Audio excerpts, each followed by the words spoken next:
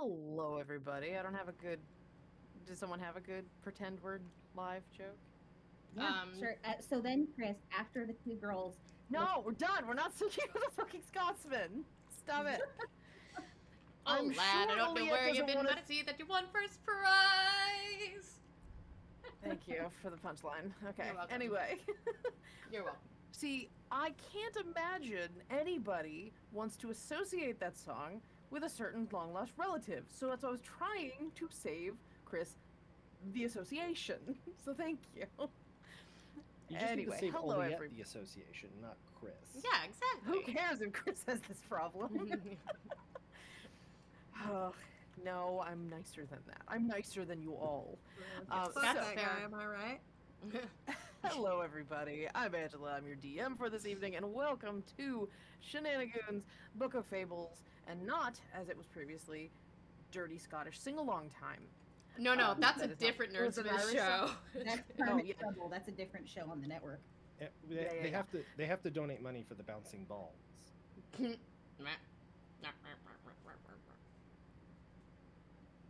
All right, so, hello. Welcome to the show. I am very excited to welcome you to our 27th episode. Holy shit. That man. Yeah, right. That's what happens when you're weekly. And we are that sorta-fairytale D&D stream where you contribute to the chaos. We are here with our lovely players. Hello, players. Hello. Oh, hi. Hello. If you want to learn more about them and follow them on Twitter, you can find them with their tags that are next to their names. You can put those in chat and you'll get all the information about them that they chose to share. And we are super excited to continue our story. We had some interesting cliffhangers. Well, one duck related and one parent related. I'm gone for a little while and suddenly the world explodes. In our defense, you left us unsupervised. I should not be the parent of y'all. Anyway, we are here as part of the Nerdsmith Network. If you want to find out more about us or you like the show tonight, please consider supporting us. You can find out more about us at nerdsmith.org, or you can support us at patreon.com/nerdsmith, where I am indulging in my current obsession with making incarnate maps. So we're going to be getting some more maps to be used in the show, and you can use them in your campaigns if you want. We're going to start doing not just the world of Vale, not just the island where this campaign takes place, but I will also be posting a bunch of encounter maps of places that I've been using for this show and for our for a private game that I run. So there'll be a couple of cool settings and stuff, maybe some NPCs for you to use. See, little adventure packs might be fun. Heck yeah. We are here, however, not only thanks to you, our wonderful viewers and returning viewers, but because of some really amazing sponsors. We are, first and foremost, sponsored by Eldritch Foundry, which is where we get our character art you can find next to everybody. Eldritch Foundry is a really, really lovely fantasy miniature designer. You can find them at the link in chat, or you can just Google them. You know how to do that. You can, if you use the link though, any purchases that you make of physical miniatures printed from your designs will help contribute to helping us keep the lights on here at Nerdsmith. You can also get free digital copies of your character designs for little icons like what you see here in stream, or for top-down maps. So you have a nice little customized icon of your character for use when you're actually doing tactical combat, things like that. So please check them out. We are also sponsored by World ANVIL, absolute amazing world building and campaign management platform. You should check them out. You can join them for free, and the vast majority of their features are free. You can do some really incredible stuff to make a repository of information for your worlds, whether you're a novel writer, or you run D&D or TTRPG campaigns, or if you just want to use it for how easy it is to be thorough. I've actually heard a couple of examples of people using it for like real historical information because of the fact that it has timelines and calendars and interactive maps, and you can link everything. So I've actually seen a couple of people using them for like school projects. Cool. Because it's that thorough. I thought of that, but yeah, it really is. It's good to do that. Yeah, that's awesome. Real world information is not copyright infringement. You can put real world True. information in there. So you should definitely check them out. WorldAnvil.com and light up. I will say one more thing about World Anvil Yes. is every once in a while they One will more have thing, special always. seminars. And they're actually having one this week about press packs and release strategies. So for people that are trying to get published with their World Anvil stuff. So it's pretty cool. They do stuff all the time, and they're usually pretty active in the chats for their video. Yeah, they're very comprehensive on understanding the different kinds of people that use their services. I know that last week they were paired up with Ginny D, who's well known in the critter community for her cosplay, talking about costumes in your world, and they also had a costume contest, which is very cool. So yeah, there's a lot of cool stuff going on over in their community, so you should check them out. We are also sponsored, so proud to be sponsored, by Die Hard Dice, purveyors of polymer and metal dice. There you go. Polymer's Yes. the word? Polymer. Polymer's the word? So yeah, I have mine here. Pretty Very polymer. excited. Pretty polymer polyhedrals. Yes. Tessa, would you like to tell everybody about our featured merch? Yes, From I do. Die Hard. See, I thought it would be really cool to try and make my very own version of these multi-class dice because, they're so pretty. So of course I needed to try it, right? So I got my D20 that I did, and then I tried to make it go half and half, and it. Anyway, so these are the better version of what I was attempting. And, yeah, these ones actually come apart and come back together. So if you are playing a multi-class, you can act like you are dead for some reason. I didn't expect it to literally be melted. No, it just... Or you molded it, you tried to mold it into a half piece? No, it That other one? just... What happened? There was a Huh? bubble in the epoxy, and I was learning, and it shattered. So... Yeah! Explosive dice. It just Barbara. really Oh surprised no, me. it's totally fine. It is absolutely 100% just hollow. So I know when I roll a natural one. Oh, yes. I Because the imagine other that's side not is very- so pretty. I imagine that's not very well balanced. Unlike the Unlike this magnetic one, which is ones. incredibly well balanced. And if you get one of the other colors, you can swap it out. This one is the Die Hard Dire Mythic Champion, which is this gorgeous blue. I do love it very much. And it has a working natural 20 and a working natural 1 side, unlike my terrible attempt. So, if you would like to mix and match and create your own multi-class die, or just get one of the most beautiful table punishing dies known to man, go to dieharddice.com and use the coupon code Nerdsmith-May for 10% off your order. And don't buy dice from me. Yet. No, just in general, don't buy dice from me. Buy dice from Ben. So, let's review. We did not have our precious Paru. She was T-posed in the background. She was an NPC last week. Oh, thank you, Heather. Finally, last thing, since this is the show where you can contribute to the chaos, it behooves me to tell you the different ways that you can contribute to the chaos. And this we'll get back to this as we're doing our recap from last week, because a very vitally important bit of chaos was added to the game, which is never going to leave. I have been told by several viewers that they will be very sad if this particular bit of chaos does not make regular appearances. So, $5 tip for the show using our Streamlabs link will allow you to add a roll to the party's D20 reroll pool. They can spend any of them, they can stack, they can keep re-rolling if they need to.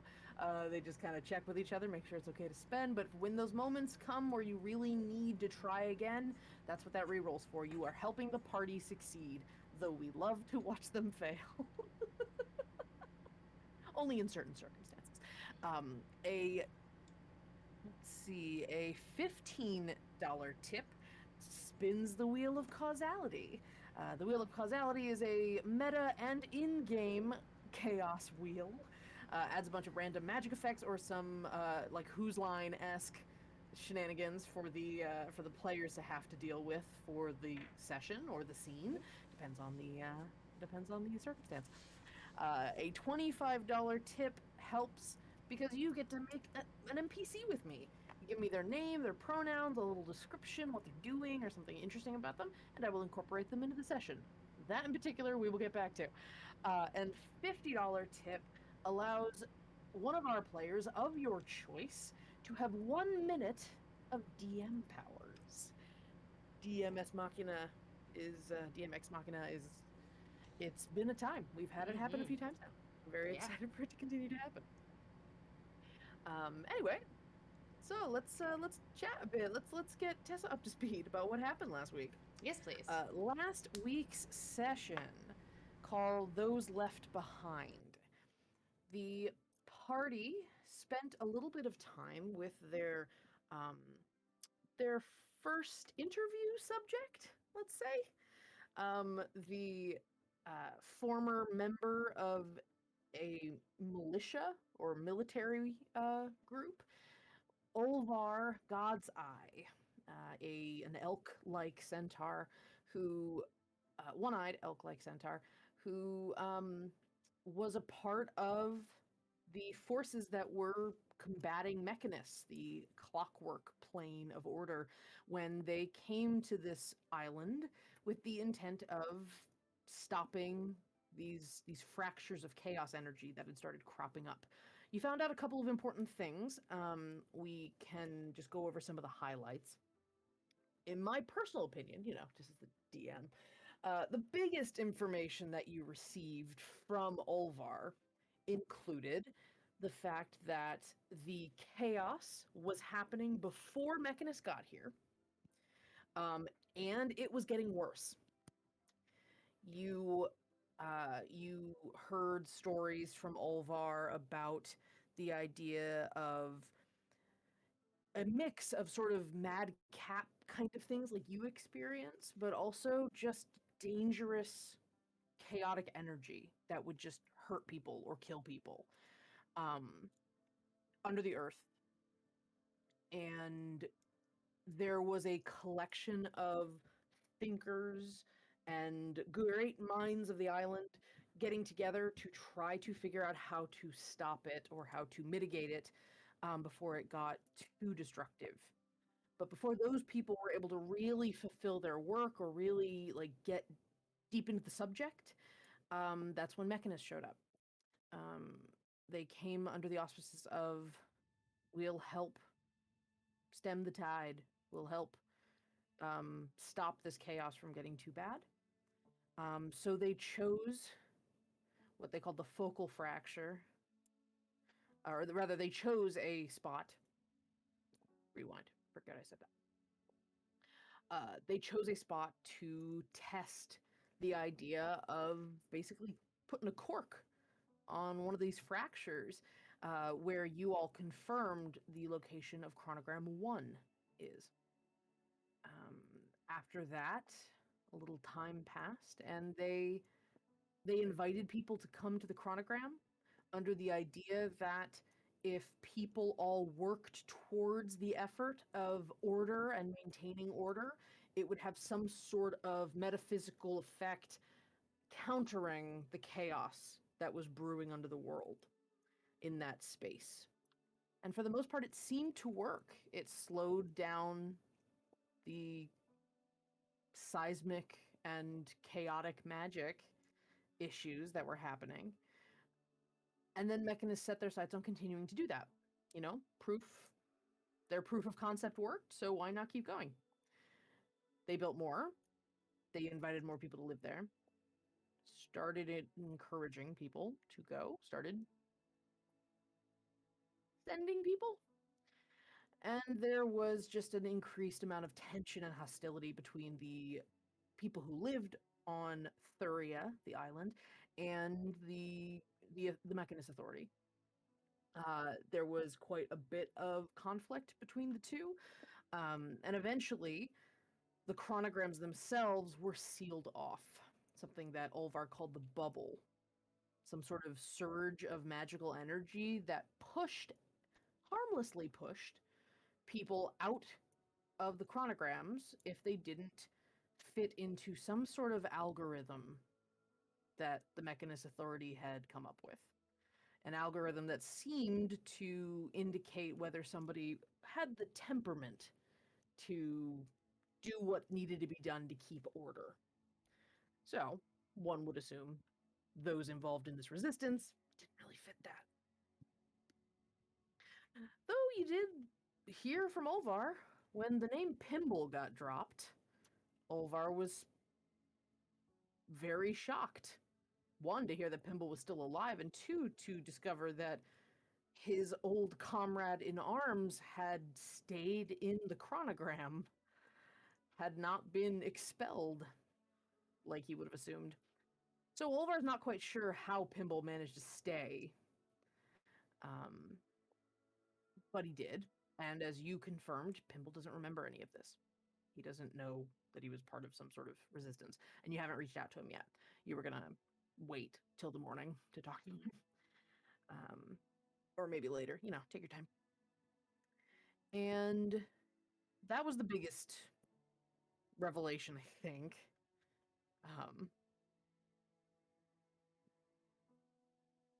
Anything else you thought was important to note from talking to Olvar? Specifically talking to Olvar about what happened. And we can fill in things and we can check Heather's notes and stuff and see if there's anything that kind of comes up. So, you all... What was that, Heather? I am, in fact, looking at my notes. Okay, yeah, just let me know. Only if it's like real big meta story stuff. So you all took a look around this the refuge neighborhood where a lot of people from Chronogram 2 had found themselves. There's one thing. Yeah. Fort Wildwood. Yes, you did find that the names of survivors or the names of people would probably be somewhere in Fort Wildwood, which is across the island, across the continent, let's be honest. So you do have that located on your map.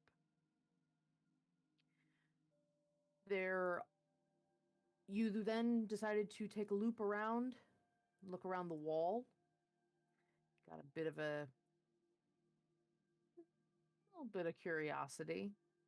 And as you were all looking, Beza found what looked like a very familiar face. Only because it kind of looked like Oliette.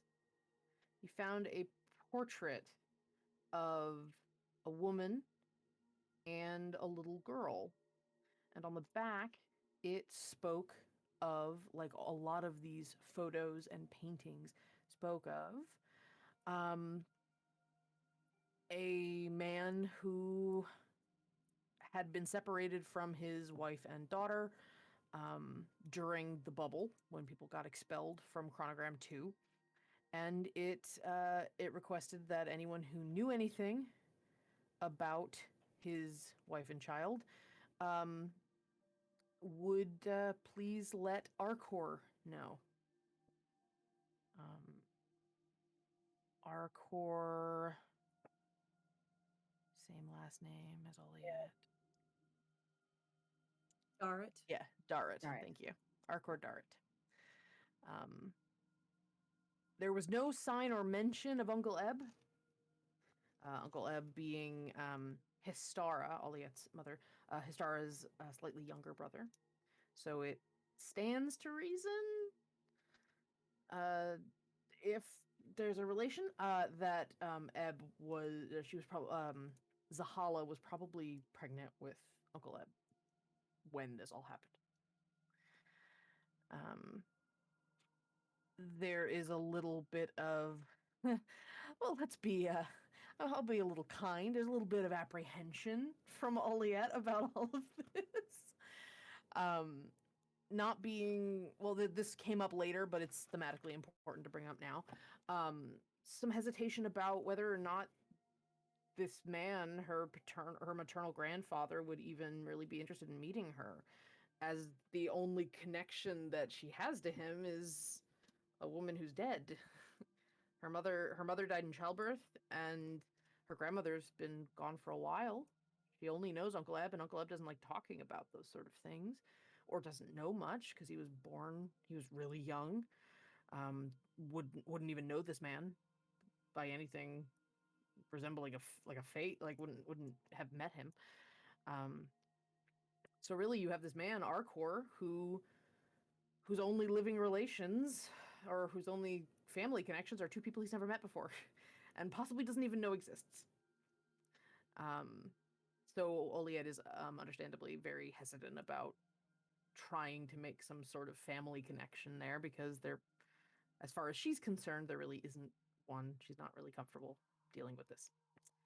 Everyone all got together, including Paru, who I Jaegered for a moment, to tell Oliet that I don't think he would think that about you. But anyway, you all are currently at a tavern where you spent the night, which I'll get to. The Dawnshire, a cute little hobbit-like tavern, but people-sized, not hobbit-sized, and it is manned. It is tended to by Nando, a very sweet, youngish minotaur. He's got shiny black fur, and the two big horns on top now. And he was very kind and more than happy to trade for lodging. Oliet played a set or two, made a little coin. She's no longer destitute. And for an extra song, well, yeah, it is. And for an extra song or two, Nando also gave Oliet a bathroom under maintenance sign, because Oliet decided to put the moves on Harland. There was only one tub upstairs, but Nando confirmed it fit him, and as Oliet put it, say hypothetically you have a slightly smaller friend and you both want to get in the tub together. I forgot about that. Nando's like, yes, that would work. What a little salute. They go upstairs. Everybody goes to sleep. The ladies, except for Nickit, share a bedroom, and Harland, the Tabaxis, and Villain share the other room. Harlan and Oliet go off to canoodle, and Villain and the twins, specifically Villain and Toshi, they're like cuddling when Harlan gets back. He's like curled into Villain, and Nick gets like draped on the top bunk. But as Harlan and Oliet go towards the bathroom where this giant tub is, this shared upstairs space, they open the door, and Harlan sees a duck in the bathtub, specifically a turtle duck. A duck with a turtle shell on its back and 4 little webbed feet. And he doesn't really know what it is. He doesn't remember anything because of a very shitty history roll. And this duck is very excited to see Harland, and Harlan doesn't understand why, and Oliet doesn't understand why Harlan's miming picking up a duck, because she doesn't see anything and is very concerned that this is some sort of stroke, some sort of trauma response. And the duck has a bucket that he carries around with him to make his own puddle whenever he wants, because his name is in fact Puddles. Later, the next day, Harland is able to convince Puddles to wait for him in the bedroom. And the next morning, Harland has a stroke of genius, an epiphany of who this is, as he knocks the bucket over a little bit and makes a puddle, and he realizes, oh shit, it's Puddles, my imaginary friend from when I was 6. He has found his way back to Harland, and Harland is very... again, I had last week was very quotable. Oliet going to Harlan, "Are you crying?" Harlan was very emotionally compromised by the realization that his childhood friend had reappeared, and they are now back together. Puddles the turtle. Puddles the Three turtle guests- duck. House did that one. Yes. Puddles mounted on top of, perched on top of Harlan's hat. Not that anybody knows it, but Harlan, and the bucket like attached to his buckle on his overalls or something. That miming was very hard to read. It was a relatively small bucket. It maybe holds like a quart of water. Just trying to think duck sized. So, the rest of you discuss what to do about a couple of things. One, Oliet's grandfather situation. Two, whether or not to reach out to Her Majesty of Beauty via a drawing in the book. That was another discussion point that was made, of which Villain preemptively excused themselves so that they didn't have any problems talking or thinking or being in the general vicinity of conversations about Her Majesty of the Trade and the curse that is keeping them from really engaging with that subject, lest he start to drown in the air again. So he walked off with Nickit. It does seem, based on a few things that Harlan saw, that Nickit and Villain are actually getting kind of close. They're bonding a little bit. And you all start discussing things. What to do, as Nando, one by one, is greeting people to the diner or the tavern in the morning. A couple people, Lionel. Well, I wrote them down. I actually wrote all the names down. Lionel, Eucretia, and finally, Mr. Arcor, as he says. To which Oliet immediately casts Disguise Self, like a fucking, like, man, like right on top of that. It was instant. So, after that incredibly long recap, I'm sorry for that, but we have you all caught up now. We did a lot last session. Yeah, that was a dense session. So, let's actually get the tavern going.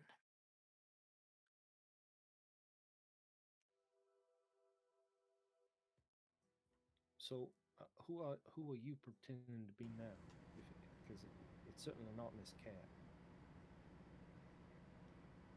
I think she's just pretending to be anyone that doesn't look like herself. I think. Oh my god, how? Ooh, $25 donated NPC time. Oh, right man, off the bat. Ooh, my goodness. They like seeing us All right, sweat. let's find out. I love it. I truly cannot. And just making a face. I'm reading. Uh-oh. All I just a could see lot. I'm was just reading. a young. That's all I could see. I don't get, when it pops up in front of my screen, I just get like a word. It doesn't really show me everything. So it's always fun to be like, a child. I mean, yes, that is the thing. Anyway, okay. Thanks, Mouse. Yay! I'll work on it. I'll work on it. We'll see what happens. You demon of chaos. Anyway, so yeah, so go ahead. Yeah, you know, I'm just lamenting in this moment as a player that I didn't figure this out when I had a whole week to do it. So I think I'm gonna panic turn into Villain, but just an Great. ultra femme Who's outside? version. Ooh. Like a twin, like a sister. Elaine's gonna come in and be like, better not awaken it. I can't compete with that. God damn it. So Villain, but like long hair, like waist length hair. What actually happens is Villain I have walks both my in, eyes. sees you, and goes, nope, and walks out. Yeah, that's what I'm gonna do. That is what I'm Okay, gonna so do. yeah, you look like a changeling. Big, pale blue eyes, very pale skin, almost like a slight shadow around the eyes, like a natural eyeliner, because he's hot. Anyway, and like very, very pale hair. Yeah. Yeah. Just sitting very still, waiting for this long moment to pass. But I do want to observe him out of like, if I can adjust or like turn my head a little bit to observe Arcor as he's talking to Nando. Arcor comes in when Nando goes, "Oh, hi, Mr. Arcor," and Arcor is like, "Nando, my boy, I keep telling you, you must." What did I say? Good morning, Abba. He's like, "Hello," and he gives him a kiss on the cheek, and pats him on the face really hard, and he's just like, "How are you doing today?" "Pretty good. Just breakfast is breakfast. Have you seen your dad today?" "No, I haven't. He hasn't come by." All right.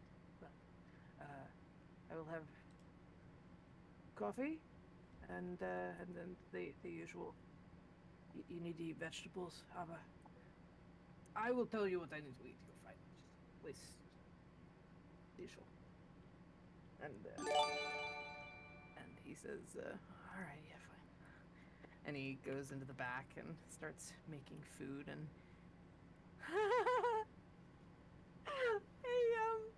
Hey, Oliette. You know what would make this day great? You know what would make this moment perfect? If you had to spin the wheel, thanks to Bob the Necromancer. Amazing. Amazing. So amazing. Amazing. Right. Let's cue the wheel then. Cue that wheel. Oh, our cameras are so broken right now. Ignore that. Just spin the wheel. Spin that wheel.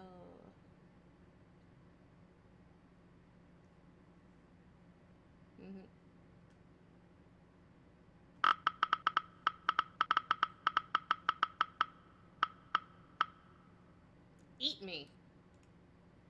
Okay. It is eat me. No. Okay. Yep. Okay. Eat me. Delightful. Nope, that's fine. Okay. Did you just say again, Kyle? What? Oh, did Harlan just say again? Because goodness. Dear God. Give me a D6. He rolled really well on his performance checks. He really did. Wow. He rolled a nat 20 on his constitution. I did not know we were rolling for that. Now I'm It went really well. We only rolled for it because somebody made a joke about it. If you make a joke about it, we roll for it. Bravo, Harlan. Yep. Bravo. I put the stats in chat for you, Tessa. What did you roll, Chris, on your D6? God. That was a 2. 2. That's not bad. That's not bad at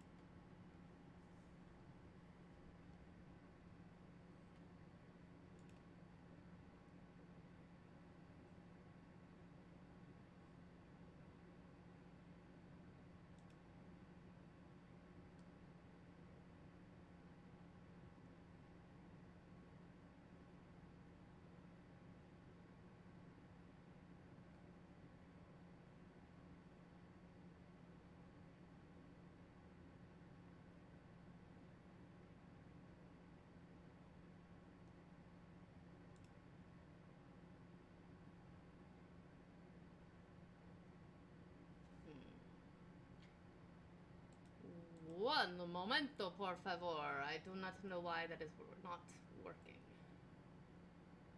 Let me see here. Why are you doing such a thing? Are you back from the wheel? I am back from the wheel. I've been back for a while. That's what's strange. Keep it talking for me, please. Okay, let's just... Oh, it's...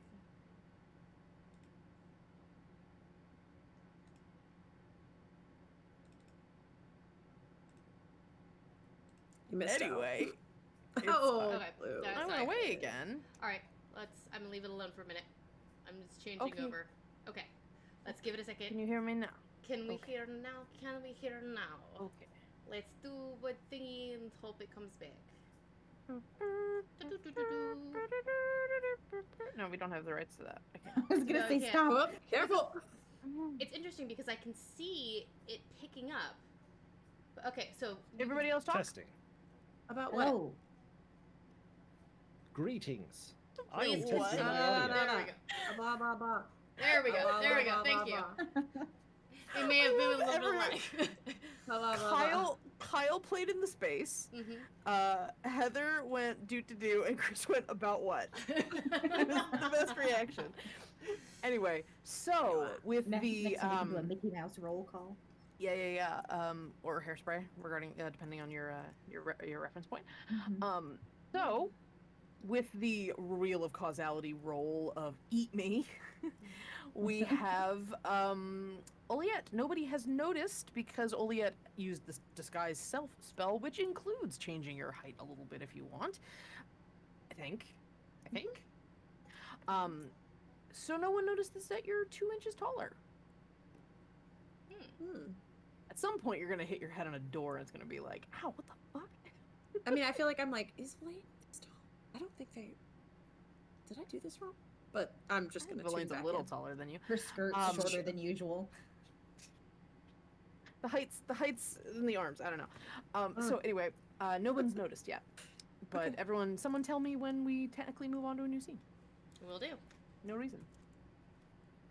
Mhm. All right. So as you all are here, and you hear this little back and forth between Nando and Arcor. Arcor takes a seat at the bar, and he's just relaxing. He kind of taps the bar. He's just sort of sitting. Nando goes in the back, and you all hear a tap on the window. Nicket has walked over to the window.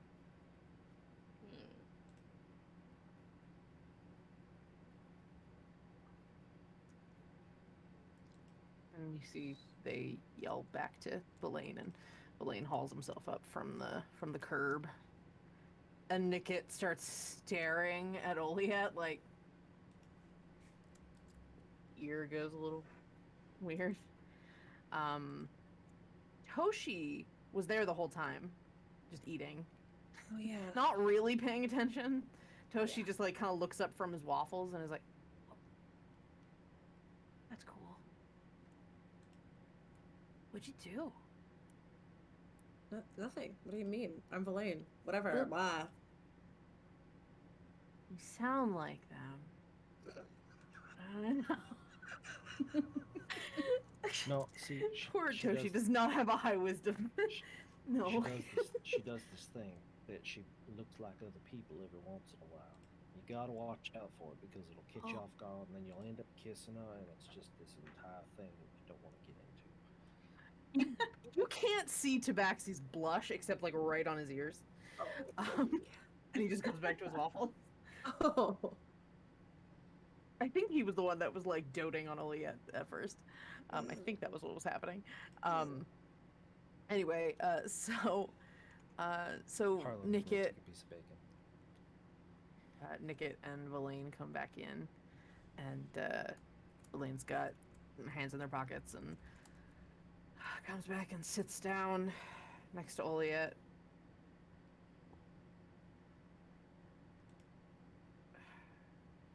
What did I miss? Oh, nothing.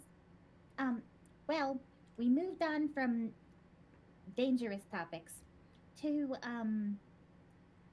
sensitive topics. Equally dangerous.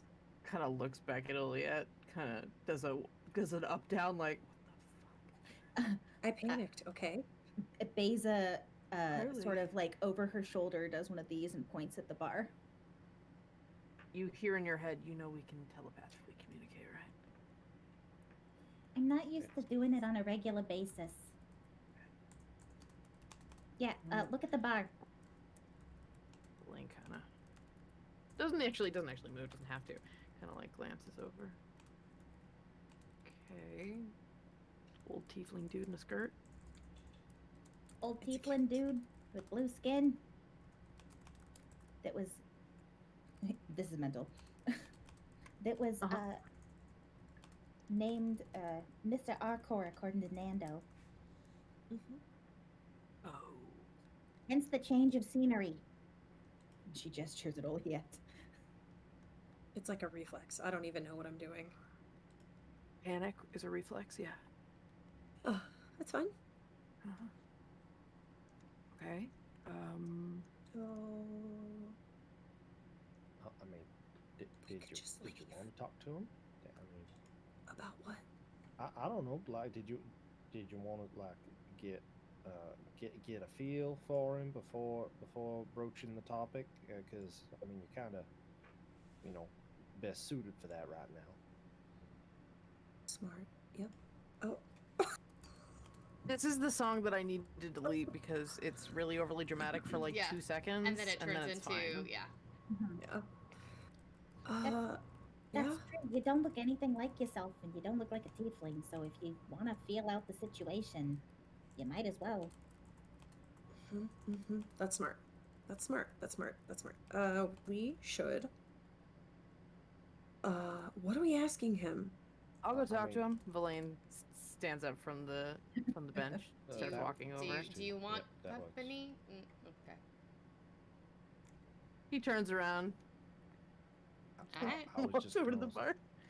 I was just gonna say something about having heard his name in the course of serving at the whatever place that I served at the other day. But Okay. Villain leans at the bar, kind of like he's looking for a bartender. And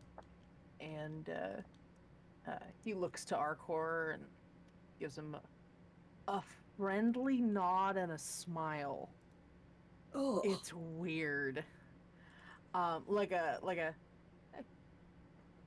of looking around. Arcor I don't think nods I've to ever him. seen that many of his teeth at once. Oh, fuck off. And you're all within 60 feet. Like you can definitely still talk to him. And you don't hear much of the conversation. It's quiet. They're just kind of chatting a little bit. It looks like they're just having a little bit of small talk. And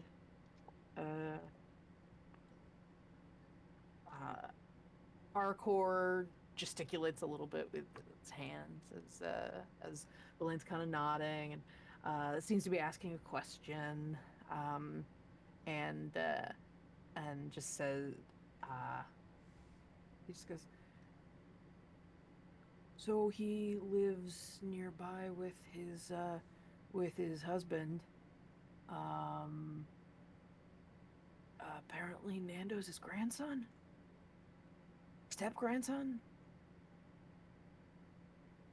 That's awesome and amazing and holy crap, that's so cool. Sure, a sec, I'm trying to hold a conversation and there's another one happening in my head right now. Hold on. I mean, to be fair, I'm the one that started it, but whatever. You're all at a table. Talk to each Bring other. him over here. You want me to? I How mean, are I would those rather waffles? know than not know. Yeah. And bring a Bloody Mary. Well, it's gonna have to be a second then. And eventually Nando comes out with basically bacon and eggs. Puts them in front of Arcor, and Nando's a little louder than Elaine was being. And it's just like, here you go. Put, oh, what is this, you've added to the side, this little, it's called a salad. I didn't order this, Nando. Right, but if you have this, then I'll make you a Bloody Mary. Hold your ground, Nando. Speaking of, we could use a couple more for the table, Nando, if you don't mind. Oh, sure. And he, man, they're too similar. I have to remember that Nando's a little raspier. And Nando makes a few Bloody Marys, hands them over, and Villain asks very quickly, "You gonna stay looking like that, Sunshine, or you gonna actually like be you?" I'll be fine. I'm gonna stay. It's fine. I'm your Okay, sister, that's- obviously, as always, as it's always been. That's uncomfortable. That is Hell- foul. That is foul. Thank you. Alyssa. That's my name. What? I don't know. Valissa, is that what you said? I only have like 50 more minutes, so can you? Yeah, okay, fine. And he leans his back against the bar and he looks at all of you as he's talking to Arcor, and you hear him go, yeah, my friends are over there. We're just sightseeing. If you'd be interested in showing us around, we'd love to see the farm. Of course. Well, well, how about we all talk? That sounds like a great idea, Arcor. Thank you. And yeah, you hate the smiling. I hate Happy Elaine. You mean you hate manipulative Elaine? That's true. I don't like the charm turned on. Paros underneath her breath says out loud underneath her breath, so to avoid thinking it. Yeah, no, this doesn't help the crush at all. Oh no. Harlan, you hear on your hat. As I know this is puddles becoming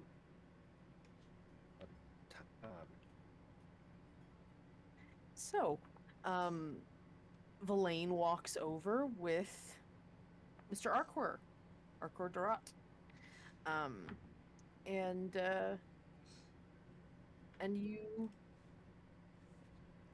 you all are at the table as Villain is just like, so yeah, everybody, this is Mr. Arcor.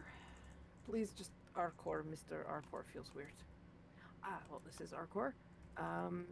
And this is Paru and Harland. Hello. And Beza and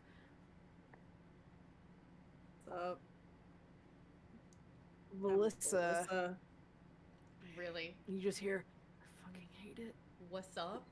Can't look at you right now. Why? Because I look so. Never mind. Yeah, no. Yeah, my cousin. Weak. It's nice to meet you. Have a seat. Oh, thank you, dear. And he pulls a chair up and sits at the end of the table with his fried eggs and bacon. And an attempt at a salad. There's like one cherry tomato and like 2 leaves of lettuce. Actually, you know what it is? It's 2 leaves of lettuce with 3 cherry tomatoes on a toothpick, like a butterfly. Like he thought if he could make it look fun, his grandfather would eat it. That's adorable. Amazing. And so he sits down and goes, your friend Villain here tells me, and he also goes, and this is Nikit and Toshi. Hi.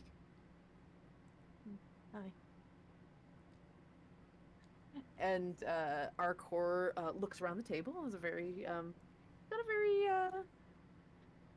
got a very worn but kind face. Definitely full on gray white hair. A little on the blue side, and he nods to each of you, and says, "So your friend Villain, he says you are new to the island of Mythgar. Welcome." Yes. Yeah, that's definitely true. He also says that you are looking to learn more about the island, learn more about I suppose our history. That about sums it up. Mm-hmm. Well, anything that I can do to assist, please let me know. Did I overhear that you have a farm? Yes. Mostly my husband's, but yes. Oh, what you grow? It's a small thing. Or raise? We grow the bell trees. Oh. Neat. Is there a good market for bell trees around these here parts? Well, they are, the bell fruit, yes. The bell trees themselves are a little hard to transport outside the island. But yes, we've got a bit of a... The bell trees themselves make pretty decent wood. They grow...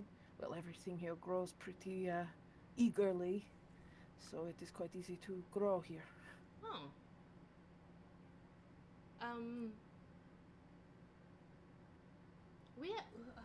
I would be interested to test some of the soil. I'm a druid, so I always enjoy farms. And Harland and I both grew up on farms, but not the same one. My parents grow mushrooms. Ah, well, I love mushrooms. Welcome. So are you from here, or Well, where are you very- from? Here? very, Are you from here? very few of us who live here in the refuge are actually from here originally. okay. At least us old timers. No, I am from Thuria, the mainland. Oh, yeah. Heard of it? Not too- Heard of it? He Well- kind of quirks an eyebrow. Is like, yeah, clearly, if you're new to Mythgar, you're from Thuria. It's like, yeah, sure. Where exactly were you from? Rehoboth Beach. Pretty close.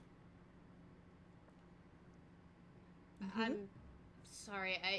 We having been from the area, we don't know what the names are. Oh, were. Yeah, hold on. Villain reaches behind his, or actually, Villain reaches like behind Oliet, like pretending like he's pulling something out from the seat and produces the map, and then like lays it out a little bit, and he goes, "This is the main one we've got, and it has the chronograms marked." And he goes, yes, and he has a little, not really a sullen expression, but just a little more concentrating. Yes, there, Rehoboth Beach, right there. And it's where chronogram 2 is. Huh. It's Been, a much nicer name well, than Chronogram 2. is that what it's called? Yeah. They're Everything not is very inventive. chronogram and a number. Oh, well, Yeah, I'm from a couple of ticks south on that one. That's me right about there. I don't know what you call it. Before they showed up. but which chronogram is he from? I thought 7? Chronicle 4. I thought. Chronogram 4, because I was Chronogram 5. 4, did I do this wrong? 4 is where the Reclamation Center is. So maybe my numbers are messed up. 7? We can fix I it. don't know. Give me We one can second. fix I will find Yeah, it. she can find out. Anyway, yada yada yada, actual name of the place, yada yada yada. Continue. Yes. So, So, Chronicle 5. Harland is from Chronicle 5. right, because you guys were in Chronogram 4, or Chronogram 4, when you were at the Reclamation. That makes sense. Am I Chronicle 3 then? I don't remember I'm which one I'm checking. on. You guys might have done a You loop have 6. 7, because we went Yeah. around. Yeah. You guys have done the loop. So, you Um, were Chronicle 7, so- Haru, and Harland is Chronicle 5. So, if that is the case, sorry guys, we're doing all this this wayfinding right now. That was who the F knows. No, it's fine.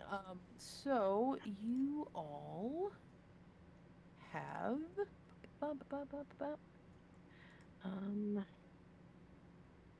you can find some of these maps on our Patreon. Some of them. The other ones will be up soon. So he points to Rehoboth Beach. There's an E there. But then Harland, you're from 5, and so he says, "Oh, that is right. That's north of the Crystal Mountains. Was a pretty spot of land, if I remember." Oh yeah, there was lots of fertile farmland, and we certainly did ply our trade there, along with all the other families in the Craw. Grew all And you sorts said of there's- things. You said there that you were from 7, or you were from here, and he points at the 7. Not far from Mont Eagle. We're mostly underground where I am. We call Yes, it. Mont Eagle was in the mountainside. Oh, It's a big cityscape underground. I'm curious, and this is just out of curiosity. Monty Yes. Eagle have any like city mottos or anything like that having to do with boobs?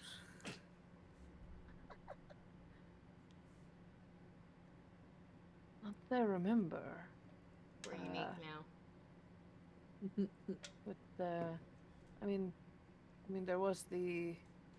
I didn't spend much time in that area, but I do remember there being something about a goblin village with something like that. That's probably my town.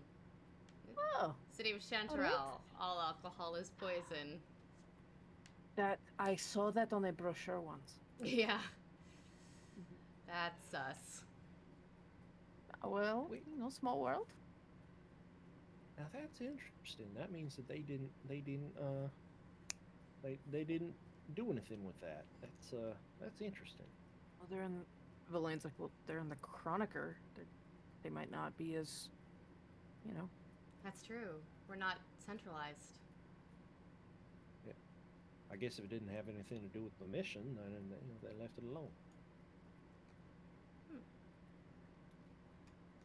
So I did you have do no idea a what lot? you are all talking about. Yes, yes, yes. A Did you question I do can a answer. lot of traveling when you were a farmer back on Thuria? Oh, I was not a farmer. Oh, That was Linnaeus's job. oh, wait, who's that? My husband. Oh, Linnaeus. of course, of course. He no, his family came from a line of farmers, field hands, the Oh. orchard growers. And he took to Yeah. the Beltries very quickly. Gotcha. Where did you what did you do before this? Oh, I was I kept a shop. What? Wild. Not very. Oh. What did you Was a sell? very- Was it Well, fruit? No, it was not fruit. Okay, yeah, I'm just checking. Sold well, tea and books. Not a lot of books, but some. It was mostly a tea shop. Oh. Did you have any like secret stashes that you hid from all your regular customers that you could like come in for the real special ones? Like knock We- on the fifth plank on the wall and Right, pull it right. open Uh-huh. and there's like tea in there. Like a secret level or something. Mostly just kept in the kitchen and back. That makes sense. That makes a lot of sense. So like a false back to one of the cupboards.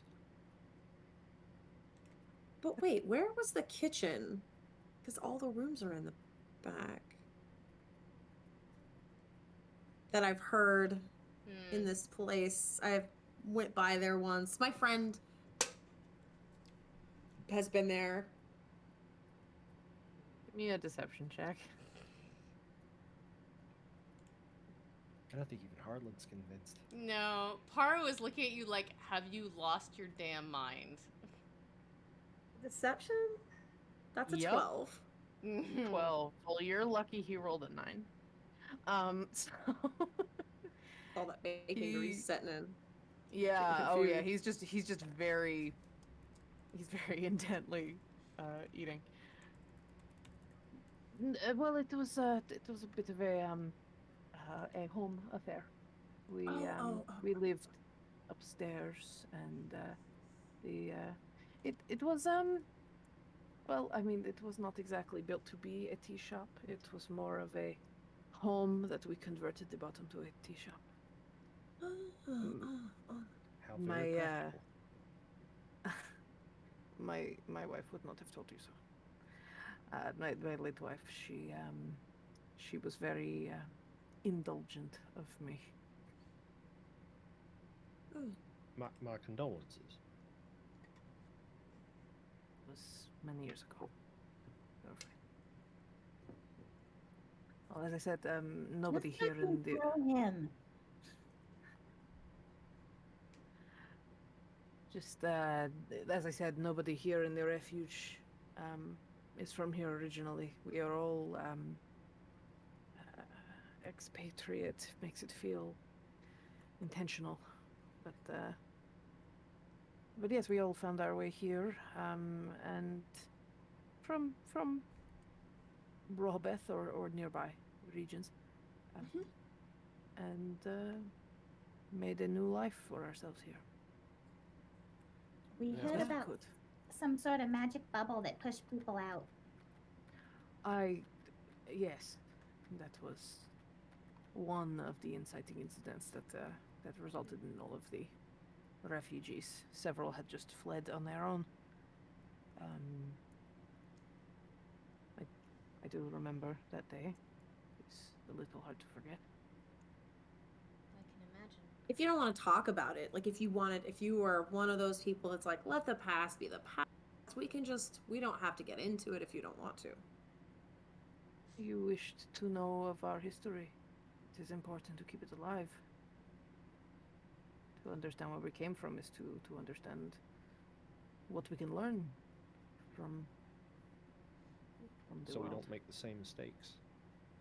It's our entire purpose in coming here is to learn about what came before and what has come after. Some of it's She been says, really staring at interesting. Oliet. And some of it's been a little sad. We saw the wall. Yeah. Ah, yes, the wall, more of a memorial than an actual attempt to find them. You never Looked know. like they were- Someone may get out and have information at some point. He gives a little Literally doing like the Michael Scott, like, I'll kill you. he gives you a sad little smile, but like, oh bless your heart kind of look. I feel like the Baze has probably seen that smile before. It has been half a century. It is, to be honest, you are the first mainlanders I have seen in a very long time, let alone someone from one of the cities. That is even rarer, which he looks to was it Vanessa? Melissa? I don't know. Valissa? Valissa. Valissa. He looks to Valissa. You said you have did any of you say you were from Rehoboth? Or you said the chronogram? Yes. Yes. I do not know much about this sort of place. I had a friend who lived in one of the cities and owned a bookshop, so it's Oh. yeah. There's not many of them Design. left. Oh, that is a shame. Mm-hmm. But I mean, the person who helped us on our journey, it was from one of the big cities as well. His name's Pinball. Oh, I do not know this person. But I am. You are glad to be here? Or do you wish to go home, or what is it like there? This is far more of a fascinating adventure, and I am quite happy to be out here. Home is very, well, I guess it depends which home you're talking about, actually. Yeah. What is it? He gets a little hesitant. I suppose. We hear precious little from the cities. What is it? What is it like to live there? Loud. Well, Valissa could They probably wake answer you up with that a big the bong most. every morning.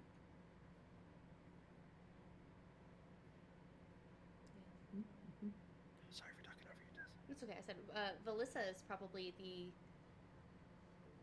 one who could answer most of the questions about actually being in the city. He But, turns to you. Well, you've spent much time there. Well, you know, I grew up there and then I was away for a very long time. And I just swung back through because I some family there that I wanted He to. looks to Elaine. Yeah. Yep.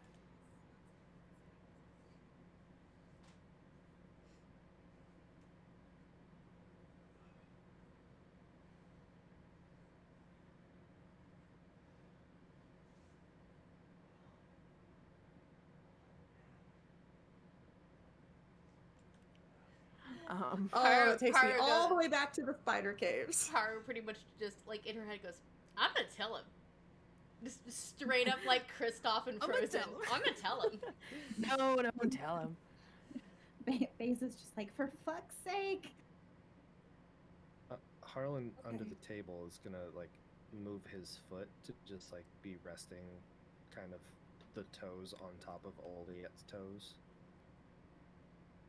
This is like a reassuring type. No, like just like resting Oh, the yeah. foot, like Reassuring footsie underneath the table. yeah. Hey, listen. Oh, she's just like, that tickles. What are you doing? Sorry, miss. You know what? I don't feel very good, and I should leave because I'm gonna go on a walk, and then I will see y'all back at the place where we're staying, and I'll be back. And don't even worry about it. And as I'm speaking, I'm getting up. Oh, I'm sorry. It was so wonderful to meet you. You're great. Where are you Yes. going? Good to see you, You Valessa. seem, yeah, like you have it all together, and your life seems really nice, and I'm very happy to have met you, and everything's good, and I'm just gonna go, and I'm like the whole who's way sitting backing next- out of this tavern. Who's sitting next to Oliet? Valaine. Valaine's the one blocking the way. He gets up. He lets you shove him out of the way. I should go check on my cousin. Oh, I'm so sick. Oh, my stomach. And I'm just gonna walk Yeah. out. She seems. We can still tell him without you here. You are a horrible actress. This is not what I studied, okay? You She was all theory, no practice. apparently. It's really not our thing to tell. I'm not I going know to that. tell. It's just trying to make him not leave. I'll come back. But I can't explain this, so I'll be right back. Got it. Is it just gas? You want Oh us my to God. break him a little bit? Sure. Okay. You know, I have a sapling that I've brought. I would love to see how it grows in the soil out here. If you wouldn't be opposed to it, it's No, of course it would. I'm sure Linnaeus would enjoy the opportunity.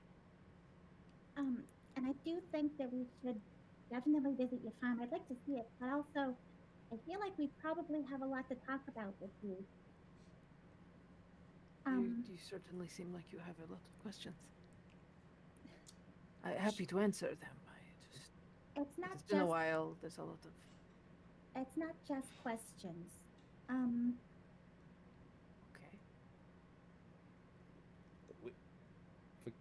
Forgive our curiosity and our boorishness. We're just very excited to meet people from the homeland. The feeling is mutual, I suppose. Where are you right now, Leah? Did you leave the tavern? Yeah, I went outside. Valaine followed you All the outside. fuck way outside. Yep. Yeah, Valaine followed you outside. Yep. We'll get I'm back just to the tavern. kind in of a like moment. hand wringing and pacing a little bit. So if you screamed, it would have been even more obvious you were fleeing.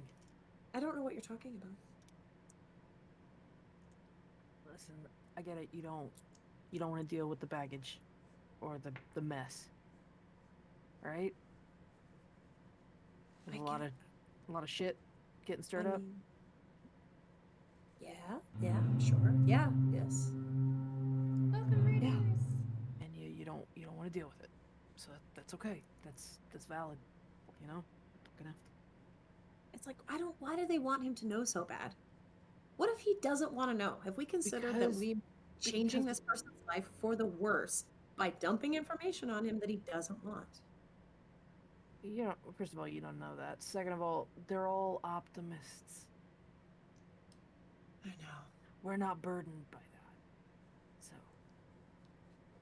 Yeah. he has a little smirk on his face.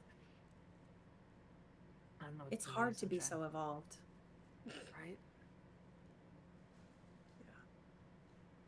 He crosses his arms, kind of kicks the ground a little bit. Listen, Sunshine. Oh my, we've got a new subscriber. Hard to be gravelly and gruff when I'm also singing Disney opera in my head. So thank you, Mike. So listen, Sunshine, I don't know any of my folks. I don't have folks. Except apparently a long-lost cousin. Valessa, really? I don't know. I panicked. Do you just think, like, changelings all have V names or something? Like, what is that? First of all, we've never discussed it because you never wanted to get into family. But I don't know. And the last time I changed into somebody, it turned my whole fucking world sideways. So I panicked. Yeah. He gets...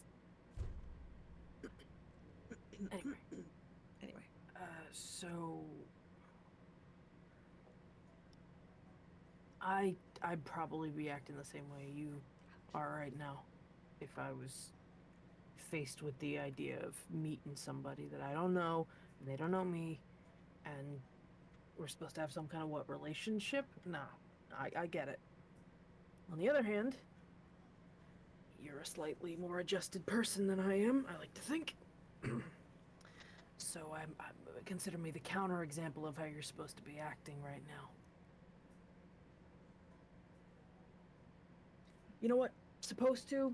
That's bullshit. Sorry. That's not it.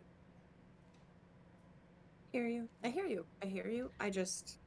Act how you want. Oliad, I'm not gonna judge. Last person who should be judging. I mean... I don't know.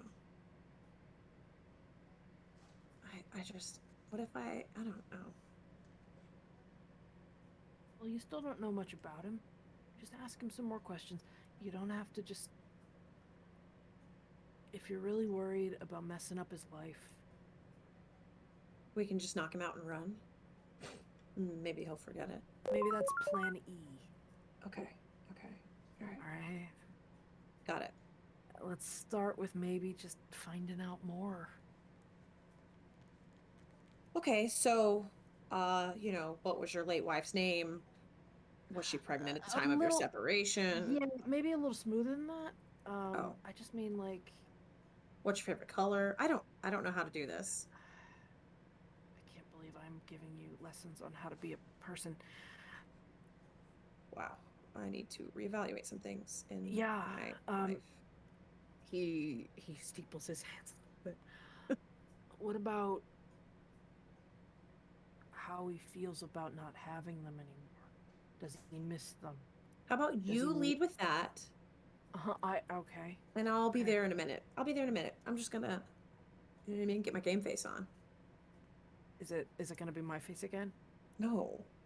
This face is clearly superior to your face. Look at, hello. It's my face with boobs. I mean, what do you want? That's not Oh, like... better different. inherently. I don't mean, not understand. gonna I mean, yeah, but that wasn't the... You know what? Yeah, take your walk. Go eat your bacon. Somewhere inside, Paro just goes, my brain just broke. Somewhere inside. They didn't have Harlan that just goes, conversation "My in brain the... They had that conversation... Yeah, they had that I'm conversation. not saying that they verbally. heard it. Okay. I'm just like the idea Okay, that's of fine. my brain. Watching them sort of argue. Can I see So- them through the window? Oh my god, that's weird. You just see Yeah, the gesturing. Why do you have boobs? It's weird. I thought her stomach hurt. The pain migrated. It's fine. Apparently. So, That's how boobs work, so. yeah. So Verlaine. Anyway, so Verlaine goes back inside. Kind of back at the table. She just needs to walk a little bit, get some fresh air. You know, you eat a heavy meal, you gotta walk. Mm-hmm. And Arcor's like, no, it's you're fine, my friend. Should we should wait for her, of course, if you wish to come see the orchard. Yes, absolutely. Yeah, that's probably a good idea. Should we just tell him within the city, like not the city he's in for from? I'm wondering if we should like do little sets of surprises to kind of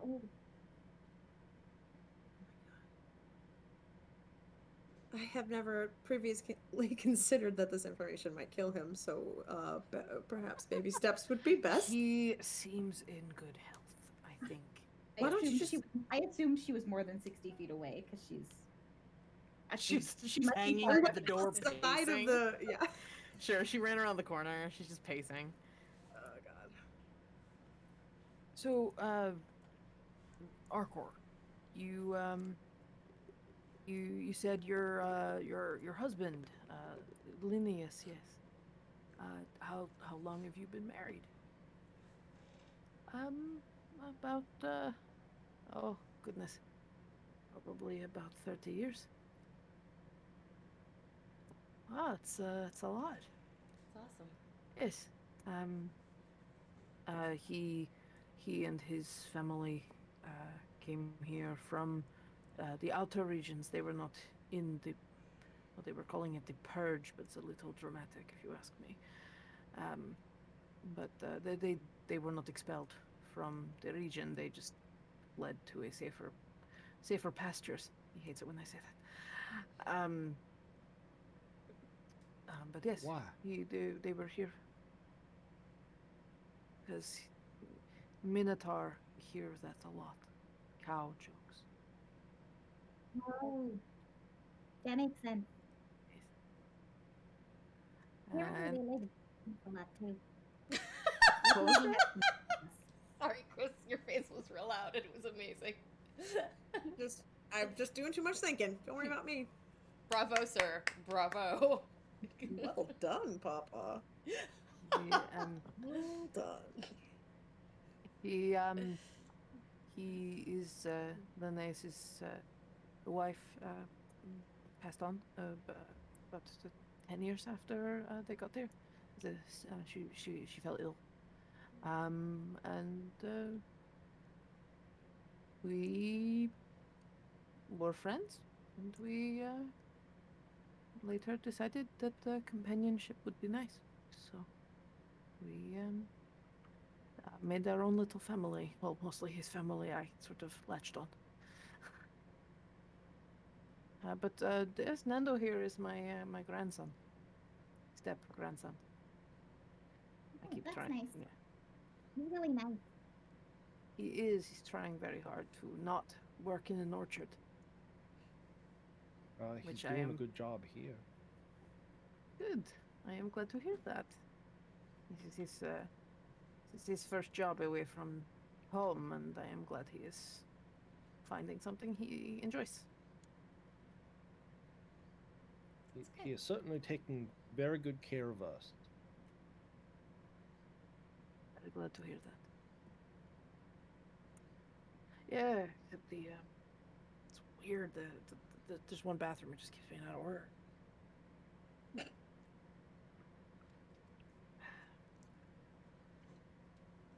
No one That likes is to comment. strange. Mm-hmm. On the top of your hat. Hush you. The duck has seen too much. The duck knows. The He duck saw said nothing. The duck was kicked out. Oh, that's right. Yeah. But he knew. That was the point. So, Cue else the do you talk to Korra him gif about? of like the duck walking up the door just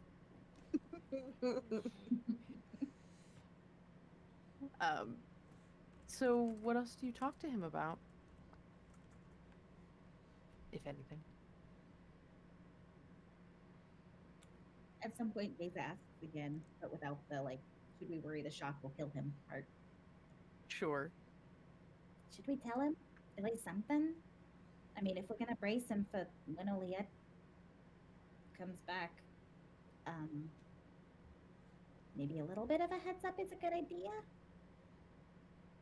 I could maybe use the cards to like palm a reading for him and kind of be like, long lost family might appear soon for you.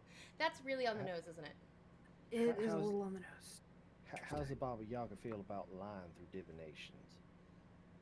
I have no idea because I've not met her and asked her that question.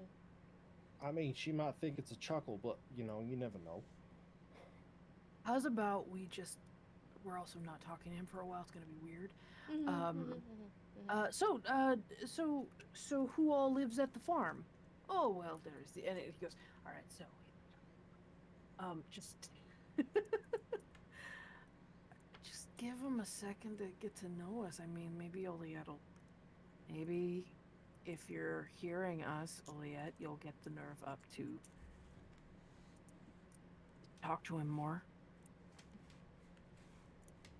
He seems really nice. Just talk. You don't have to make any decisions. Okay? I can keep this avenue of communication open. Things generally tend to flow pretty seamlessly through. So You say what I'll you just think, keep- and you think what you say. I'll just keep the broadcast live. Oh my god. Dear Lord, that's gonna be real fucking annoying, real quick, buddy. We're just gonna hear an echo of Harlan translating what everyone is saying into our heads. And you get the gist of what Arcor answers. You get the sense that there's like Arcor's children. There were 3 of them. Nando is one of their kids. They each have a few kids, so there's like grandkids running around, like about Oliette's age, or maybe a little older. And yeah, there's just they all live on multiple. There's little houses on the orchard land, but they need people to live here because they have to deal with the overgrown. That was the other thing that Tessa, you didn't hear. One of the big quirks about Mythgar is that foliage and greenery like to grow here, like too much. They very carefully this jogging my memory again, very carefully rotating crops and doing burnings and things in order to keep stuff from taking over everything. Got it. Which Harlan had found out a little bit of information that there is actually a seed archive here on the island with extinct and extant species of plants, and that there was basically a seed librarian here, a Minotaur woman who ran the seed library. Neat. Awesome. But yeah, so you get the sense that there's a number of people in the orchard, at the Bellflower Orchard, and yeah,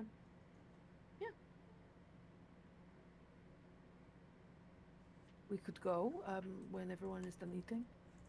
Toshi's got his face full of waffles. I'm almost done. You want my orange juice? He has like syrup in his fur. Still gets sticky. Toshi. He's my favorite. I love him. Paru dips a napkin in water and just starts doing the mom scrub. Thank you. You're welcome. I can't get it with. Never mind. I know. Come on. Lord knows I have enough younger siblings.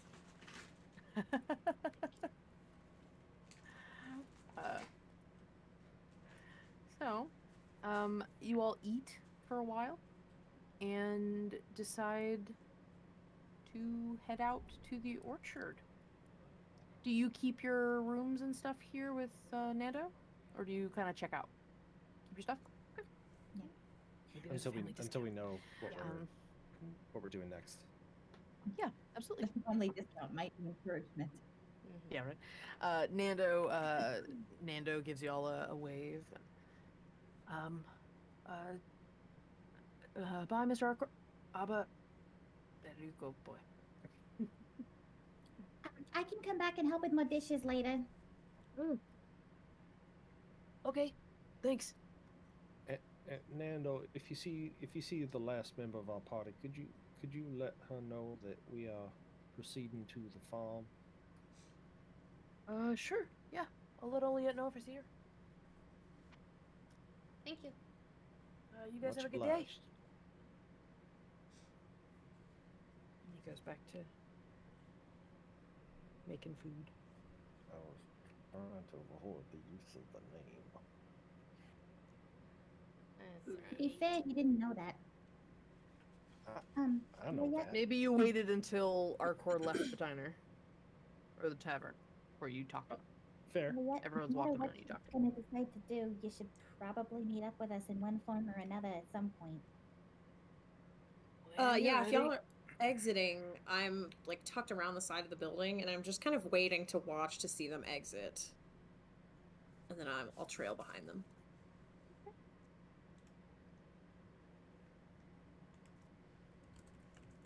So as you're walking, Nickit kind of immediately catches you, just glancing like.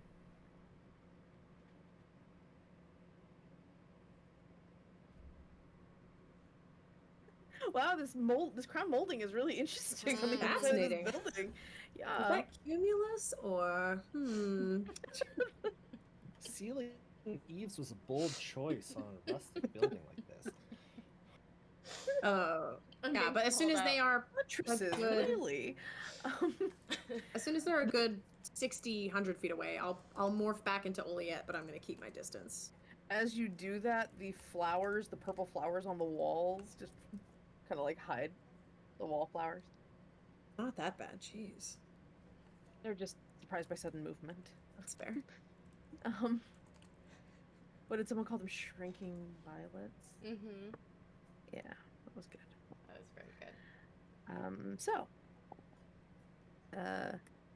you all start walking. Oliet, you stay very far behind, apparently.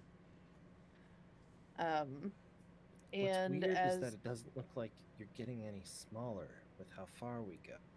yeah, it's really Yeah, weird. when Mm-hmm. Oliet, you're another 2 inches taller, so you're 4 inches taller than you normally are.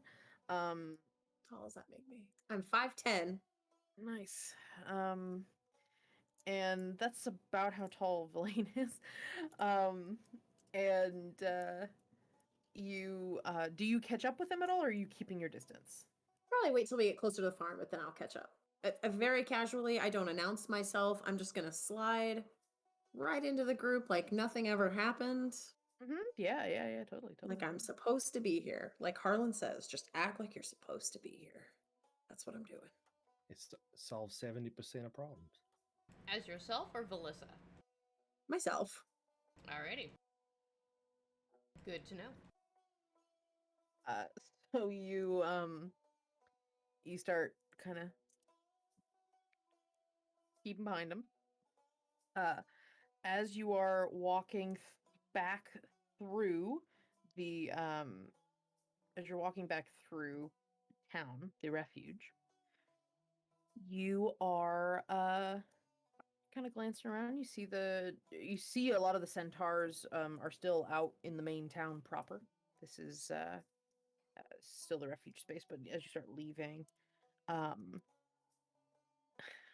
see, you head northward and past this fence line, the gated space of the refuge. You start seeing there's a path leads you start at north, and then the trees start growing up again, because this was a more plain style area. And then you start hearing the very gentle wind chimey bells in the distance. And you get a little closer, and there is very substantial sounds of these bells. And you see the rows of trees. It's an orchard.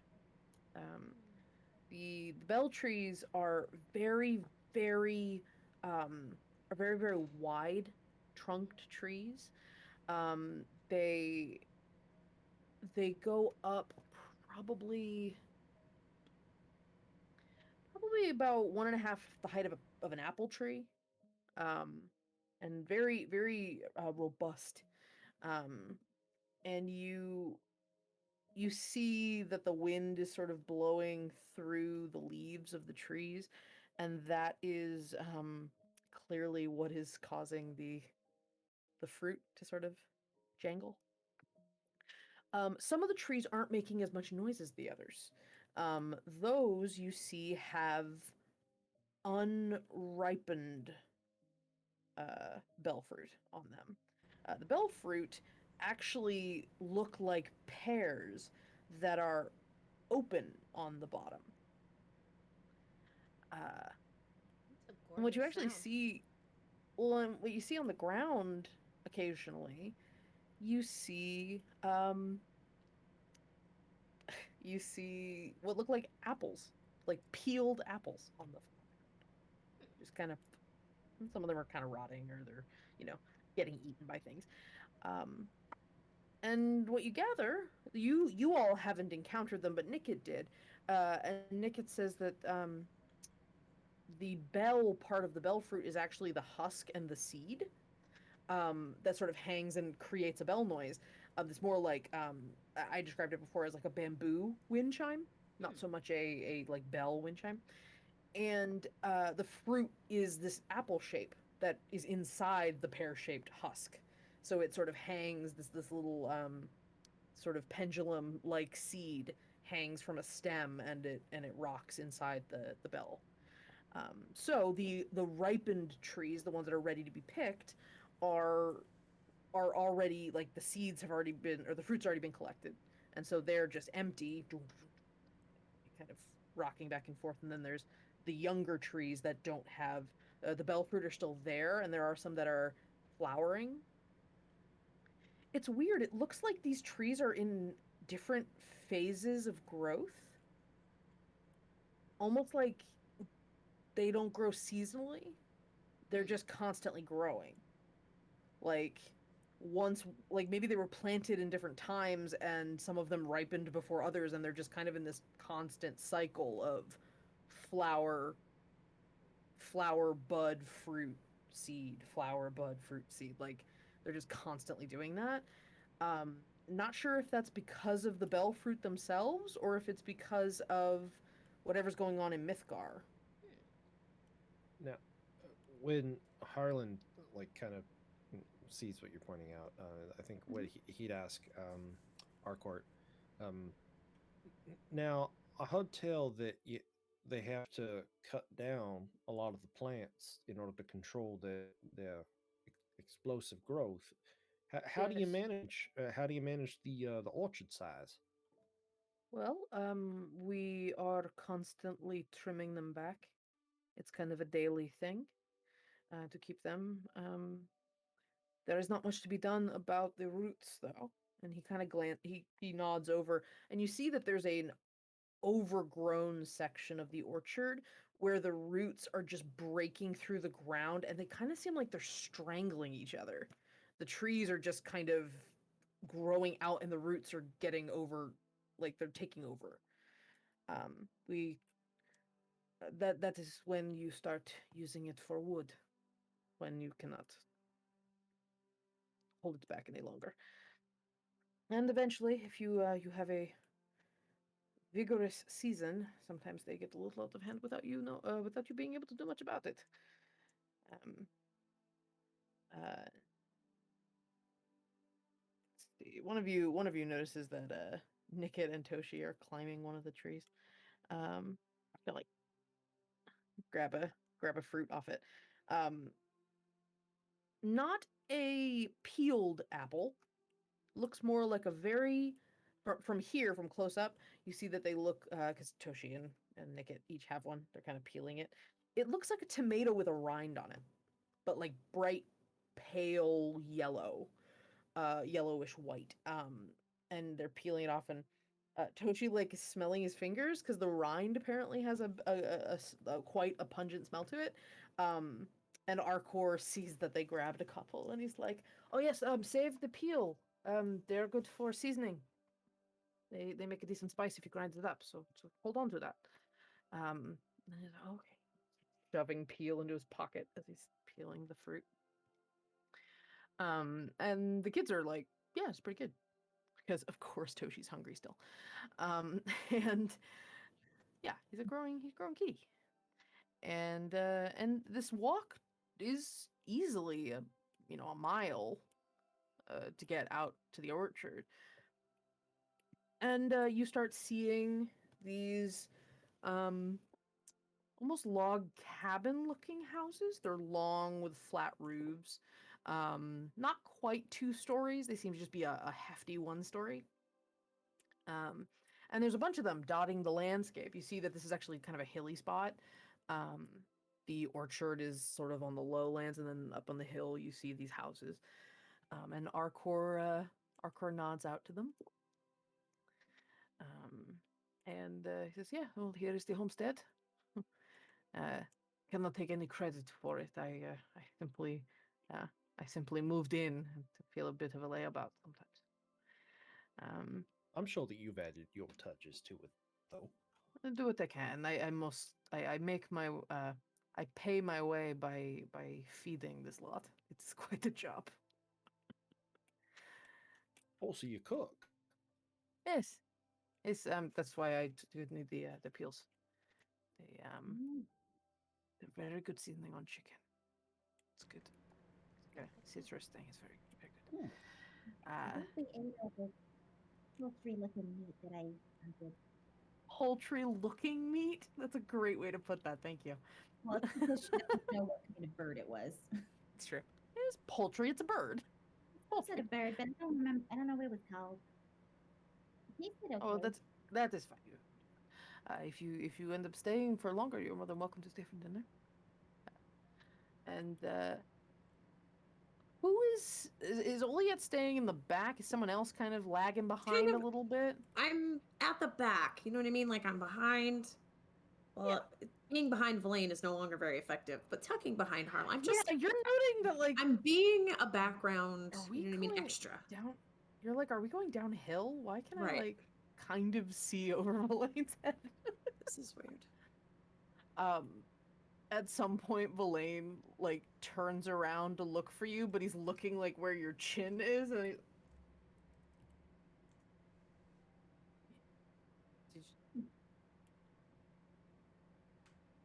But you don't have to keep doing disguise self just to make yourself look more intimidating. I'm not. He looks down. You're both thinking, are you like downhill? I was like, I didn't want to say anything, but you might be shrinking. Is that a thing that happens? Like when you get older, do you just shrink a little bit? Changelings start shrinking? I don't know. I'll have to read up on it. Did either of you feel like you needed a burp? That usually is what happens to me. I can't hear this. No. Haru, you just... Yep. Do you fade back like, all right, we're good? Yep. You guys can continue talking about that? Yeah. The magic tingles that change things and make chaos. Again, And don't need moving to on. hear about the magic tingles that come from Harlan. La la la la la. That's a good point. I did forget to describe that, but you know, honestly, you just sort of waved it as anxiety. Like, my hands are tingling, probably because my blood pressure is really high right now. I'm about to pass out. Yeah, it's really easy to think that the weird little rumble in your stomach is actually just panic response. So you are I'm gonna say, just for the sake of roping y'all into this nonsense a little bit, Paru and Beza, you tag back a little bit. Like, all right, let's talk about the tingles weirdness. So you guys are walking, and to the left, you still have all these overgrown orchards. The stuff on the right has been pretty well pared down, no pun intended. And as you look to your left, Paru, it's just like a fucking like dark crystal labyrinth kind of bullshit, like really overgrown, twisty, very reminiscent of your old haunt. Are you like sneaking off to go in? Okay, all right, that sounds good. So you are you kind of like cover me. Yeah, pretty much. You dash in. I'll be back. You just hear like the sound of a golden retriever hitting a pile of leaves. Oh my gosh. My brain just went to Wicked. It's all grand and it's all green, and she's gone into the green. Yeah. So, does anybody notice this? Let me see. Let's find out. Passives. Paru, you would have been the one to notice. No, nobody else notices because Paru has the highest passive perception. Yep. So, Paru, Mhm. you dive into the trees. I would say Nickit probably notices that you go. Mhm. Oh, weird. Keeps eating. So, Paru, you are in there's a lot of twisting. You have to kind of like do limbo a couple of times to get through what are these very overgrown. Wow, even at barely 3 feet tall, I still have to limbo? That's amazing. There are some spots where you're like, Nice. yeah. You think anyone much taller than you would probably climb over, but you go. Yeah. And as you are kind of looking around, you don't hear the bells. As you look up, you see that the seed pods have kind of started going back into flowering over here. So there's lots of these really pretty, like, multi-petaled white flowers.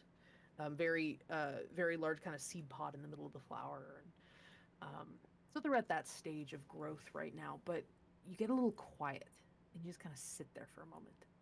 And you hear, like a bamboo forest, you can hear the trees growing. Very quiet. Just a little bit every so often. This is like the best day ever. Give me an insight check. Or a wisdom check. Give me a wisdom check. Wisdom check, okay. 18. Yes, it is very exciting, but also there's this sort of nagging thought in the back of your head about the idea of the overgrowth. And it is startling how much these things want to grow and expand. To the point of, like, people needing to live here, it is a little intense. You can take from that what you will, but yes, you still are also kind of reminded of the fact that these things get too aggressive, like outside the norm of natural growth, kind of intense. She wants to put her hand up against the tree and just see if she can kind of just even feel anything coming from it. I know that I'm not like high enough level to have like, speak with plants or anything like that. I just want to kind of just remembering the stuff that the Queen of the Vine had taught me about growing and in the wilds. She just kind of wants to put her hands on it and just kind of breathe in the moment and see if she can figure out if there's a source of it or if there's just, yes, absolute Ferngully vibes. Mm-hmm. Listen, Krista, help it grow. So that's what she's doing. She's just kind of listening in. So you go all Grandmother Willow on this thing, and you start listening to the trees. And yeah, you just feel this energy coming off these things, this natural energy, very similar to what you were feeling with the Gaia tears. This kind of unbridled life magic. It feels like it's coming from everywhere. The canopy above you, the trunks of the trees, the bell flowers that are growing, the roots kind of very slowly shifting at your feet, the dirt that's almost like imperceptibly churning a little bit, the pumpkin that's staring at you from the tree over the way. What? There's a pumpkin up in the tree. Pumpkin in the tree? Beautiful pumpkin. Beautiful, shiny, perfect. Like you look up pumpkin in the dictionary, and that's what it is. That pumpkin. How are you in a tree, pumpkin? That's not how you grow. She's like gonna climb because she needs to know what the fuck. Okay, give me a. Oh no, you climb up the tree. It's fine. You climb up the tree. You get a little closer up, and as you climb a little closer, you see the pumpkin sort of duck back. I'm not going to hurt you. It's okay. I just. What do you do? She's talking to the pumpkin. Well, that's fine, but what do you do? She's gonna. You just try staying still as you're climbing? She finds a tree branch to like sit on. If I can. Do you give me a perception check? Are you looking for the pumpkin? Oh yeah. Okay. Yeah. 25. I have a +6 to perception. So, I mean, you are very well versed in finding things that run away from you in trees. like that's like if you had a special skill or a specific proficiency, it would probably be tracking things in trees. Tracking things in general is usually Paro's jam. Yeah. So she's gonna try Veggie Pygmy. Are you one of these the Veggie Pygmy folk? I don't. You said in Veggie Pygmy? Yeah. You don't hear anything but like a rustling, and then you kind of like see a little bit of rustling. You kind of come a little bit around. You look around, and you see sitting on a branch. Well, you see the pumpkin first, but being held by a small human boy. He's in like a foresty cloak, and his hair's all matted up, and he's got kind of like Lost Boy like hunting makeup. You are never getting Paru back. Paru's gone forever. Goodbye, everyone. Living in the forest with this small child, and Peter, pumpkin eater. Oh God, amazing. This kid is staring up at you.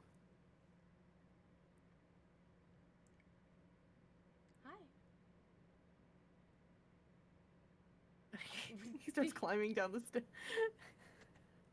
You like. I'm not gonna take the pumpkin. It's okay. It's your pumpkin. It's okay. Are you hungry? Climbing. She pulls out some jerky from her bag.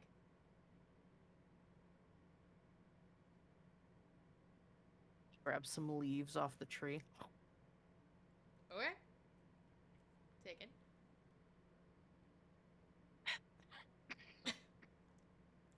She got her some her water stubbornly skin. chewing on the leaves. Want some water for that?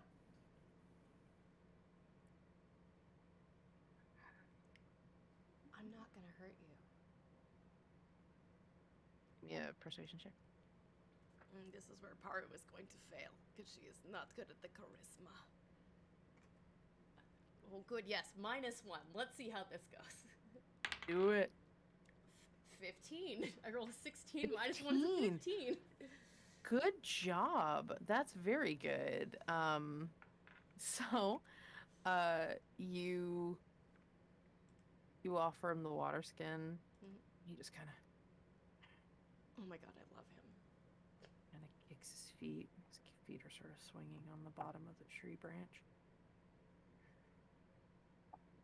He kind of reaches out. You see there's like just dirt under his nails. They're really long. They're almost claws. And he just... Paru's like... doesn't... And he like looks at it and he squeezes the water skin. She minds like, no, drink like that. Drinks a little bit. Very small amount. Spits out some of the leaves. I'm Paru.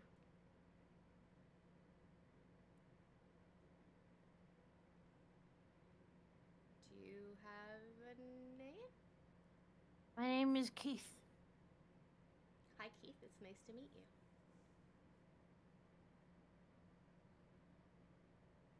He like just kind of like puts his hands on the pumpkin, just kind of leans on it. What are you doing out here?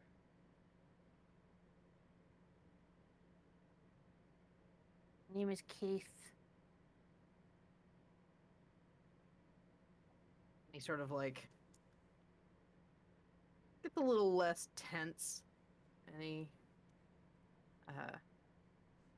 you see he's got like these little straps on his arm, like around his shoulders, almost like a backpack. Mhm. And he takes a pumpkin and just drops it behind him, and you hear and he's got like a little net behind him for the pumpkin. Nice. And he starts climbing down the tree. I'm gonna follow.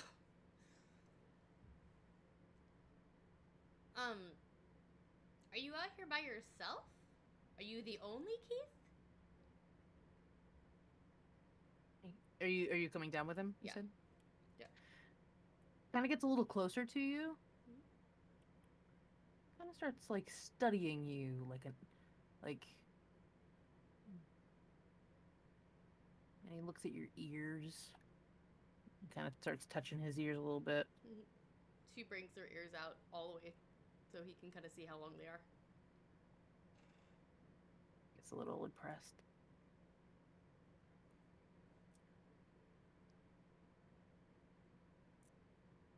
My name is Keith. Paru.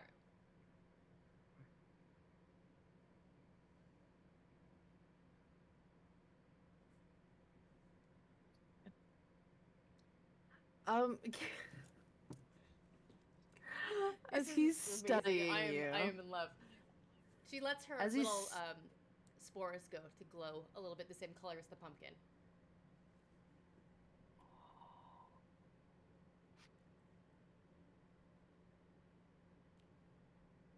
He looks around. He sees some pumpkin-colored mushrooms, Mhm. or the spores. Mhm.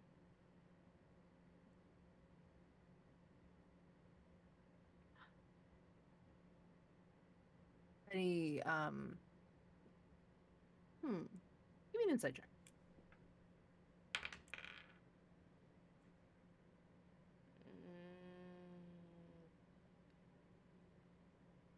Jeez, my Christmas. 24. 24. He seems like he's trying to figure you out. Good luck. Like he's buddy. never seen So one of many of you people have before. tried. But when he sees your ears, he gets real excited because he reaches into he's wearing like the poofiest like jacket, Mhm.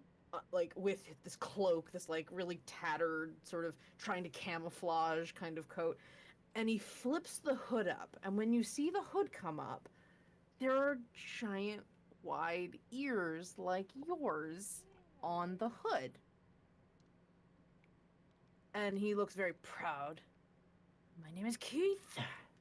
Very nice. Very nice. Puts his hands up in superhero pose, and he's very proud. And he looks at you, and he just scrambles away. All right, I'm gone. This is He where Paru's not being reminds done. you. I'm not very smart. He reminds you of your brother, your little brother. Mm-hmm. That's what I was. In more ways than one. Like, something about this kid is like downright goblin feral. Like, I love him. not like he is, but it's like he's playing at it. Mm-hmm. Like he's like you're not sure where you're getting with this train of thought right away. And you follow him, and he kind of ducks into a bunch of these growing trees, and there's like a little hovel. Like there's a little hollowed out space where the trees have kind of grown into a little bit of an alcove. And This you reminds me of my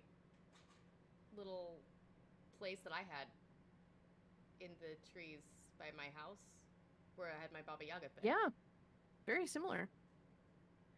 And he sits there, and he sits down, and there's this little, like, it's like a little kid's treehouse kind of like little hovel thing. God, I love him. I love him so much. And I'm just enamored. so yeah, you look around in here, and you see a bunch of pictures scribbled onto the walls of goblins. Like big goblins, little goblins, and there's some orcs and some trolls and like lots of little goblins though. She points to the goblin and points to herself. And he points over to one that's over your shoulder. And you look over and you see a little goblin with a mushroom hat.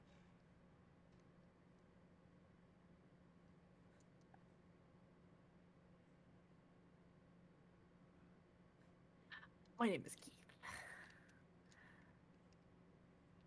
And he looks and he looks around and kind of scrambles over around the side, and he pushes a bunch of leaves over. He had like a curtain. And he pushes the leaves over, and you see another picture of a little cottage.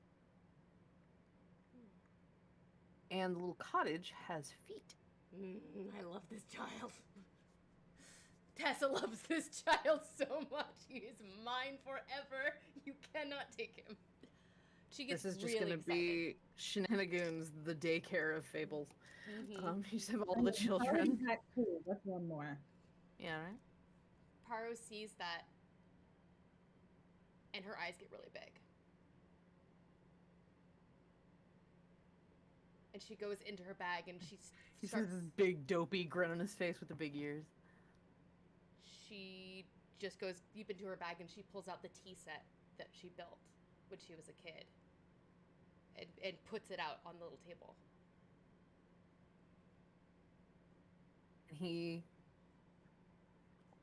And he reaches down, he scrambles around, and he pulls out of another pile of leaves and garbage a little clay pipe. And he puts it down next to the tea set. She pulls one of her braids forward and looks at him like, do you...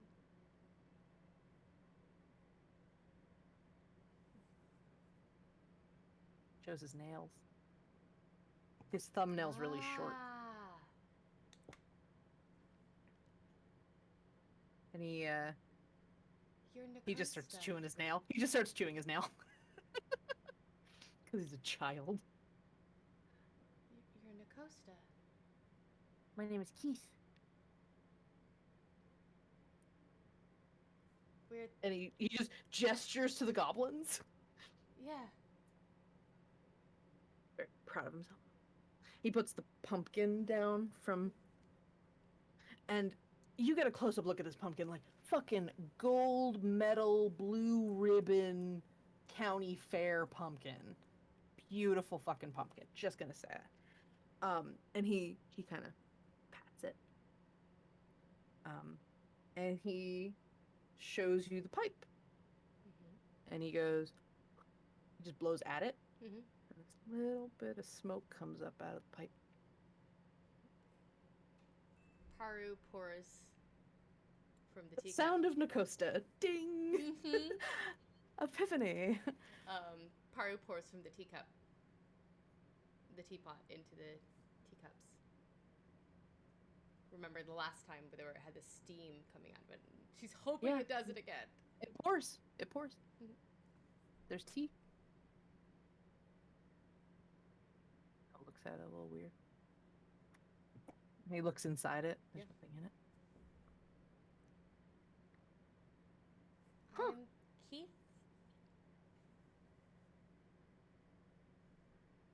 My name's Keith.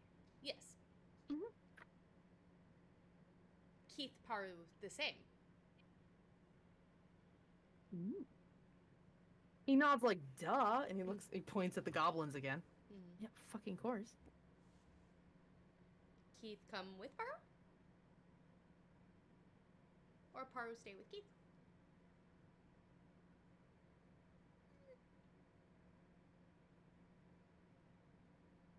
My name is Keith.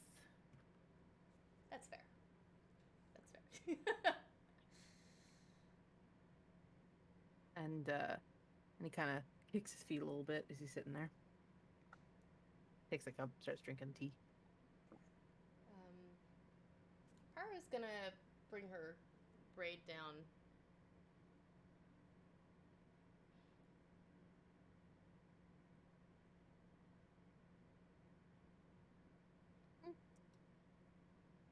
This is where I wish that the Nicosta divination gave you visions more than like a commune spell rather than just the, I was like, ah, darn. If only. If only I had designed them that so you're way. just so what are you doing? You're just holding the braid, yeah, kind I'm of a thinking about cutting it, but I don't know how to, or what to even ask or consider. He's just chewing on his nail, watching you. He's at the nub a little bit. Goes to the other one, is a lot longer. Starts chewing his nail again. And then eventually he spits it out, puts it ends up on the table. Chews again. He chews his nail a couple of times, and there's little nail shavings on the table. And he looks down at him, kind of pushes him around with his finger, and looks up at you. Casting runes. And when he pushes them a little bit more, his eyes get a little wide, and he looks up at you. And he looks over at the house with the chicken feet. And she nods.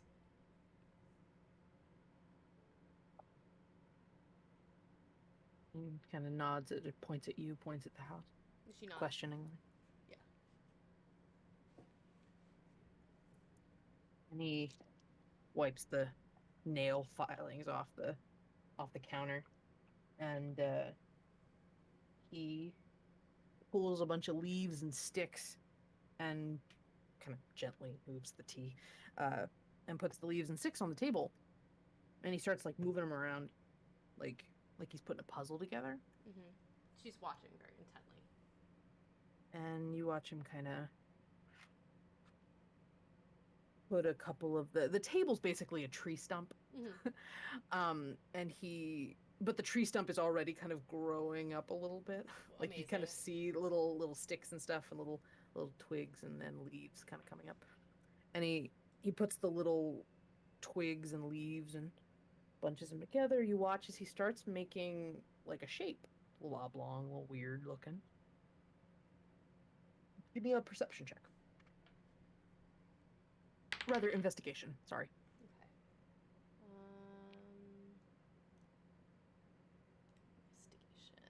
Investigation. 13? It looks like the shape of Mythgar. Like the island. And he keeps making the shape of the island and the leaves and the twigs. And, she points to the house, and then she points to the island. He kind of shrugs. And he starts putting sticks down. And as he starts putting them down, you kind of get the sense that maybe he's doing roads. And then he finds an acorn, and he chews the nut part, but he uses the top, and he puts that like a "you are here."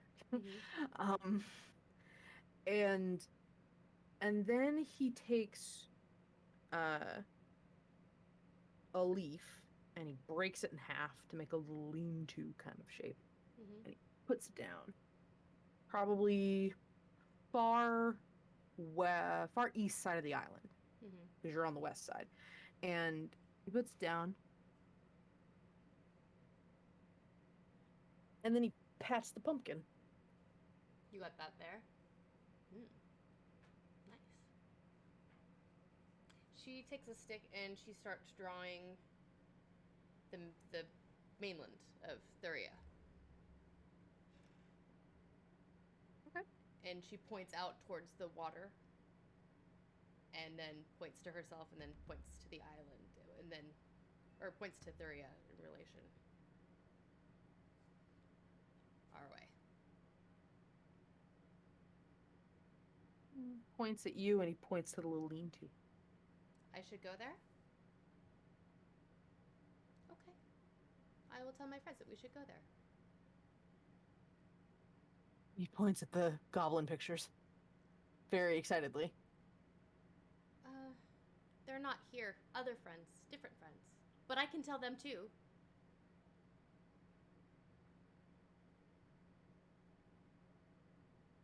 A big family. I can tell them to go there too. It's like 14 of us. It's a big toothy grin. He's missing his front teeth. You're not sure if he's lost them or if he used them. Oh god, child diviners just losing their baby teeth. That's fucked up. No. Anyway, don't Google what a kid's skull looks like, people. You're not going to be happy Don't about do it when that. you find out. You won't like it. Don't do it.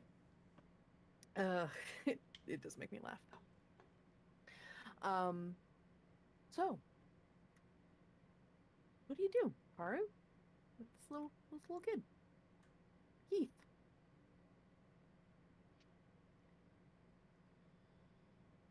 She's gonna use her spores to kind of put like almost like fairy lights up kind of around the top of the little thing. He kind of turns around and stares at them. Kind of has to tug his hood back because it's fallen back a little bit. And then she will draw her friends on the ground. And she draws Harlan's ears like super big and super tall. This friend is here. Do you want to meet him? He's very nice.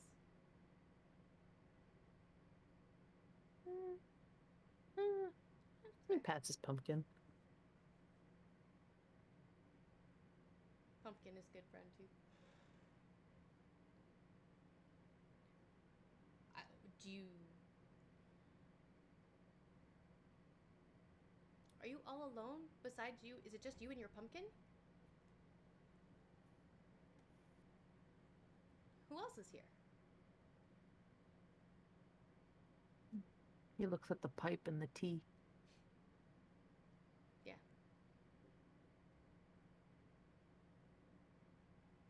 Have you met her?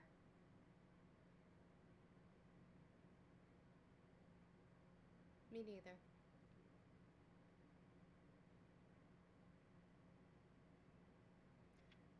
And he gets up. He stands up and he starts collecting your teapot. He hands it back to you. Nests the teacups and hands that back to you. Thank you, Keith. It's nice to know I'm not the only one. Big toothy grin. Toothless grin. And he puts the pipe in his mouth. Mhm. Very dramatic. And he points behind you out to the forest. I'll see you around. My name is Keith. Bye, Keith. He, as you turn around, you feel oof as he kind of like gives you a big hug from behind, Oh, she wraps around. and then he like kind of pulls away, like, oof. And you look back, and you don't see Keith. There's the little hovel, but you don't see Keith anywhere. There's no She- pumpkin to be seen. She leaves one teacup. And walks back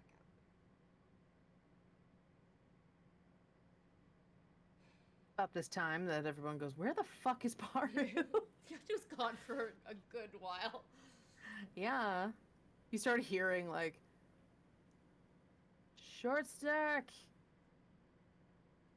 Jeez, like, if we were here for, what, 2 minutes? Come on. Oh, she wants to play a joke on him. I would like to cast Pass Without a Trace and sneak up on God. Verlaine. Oh, God, okay, fine.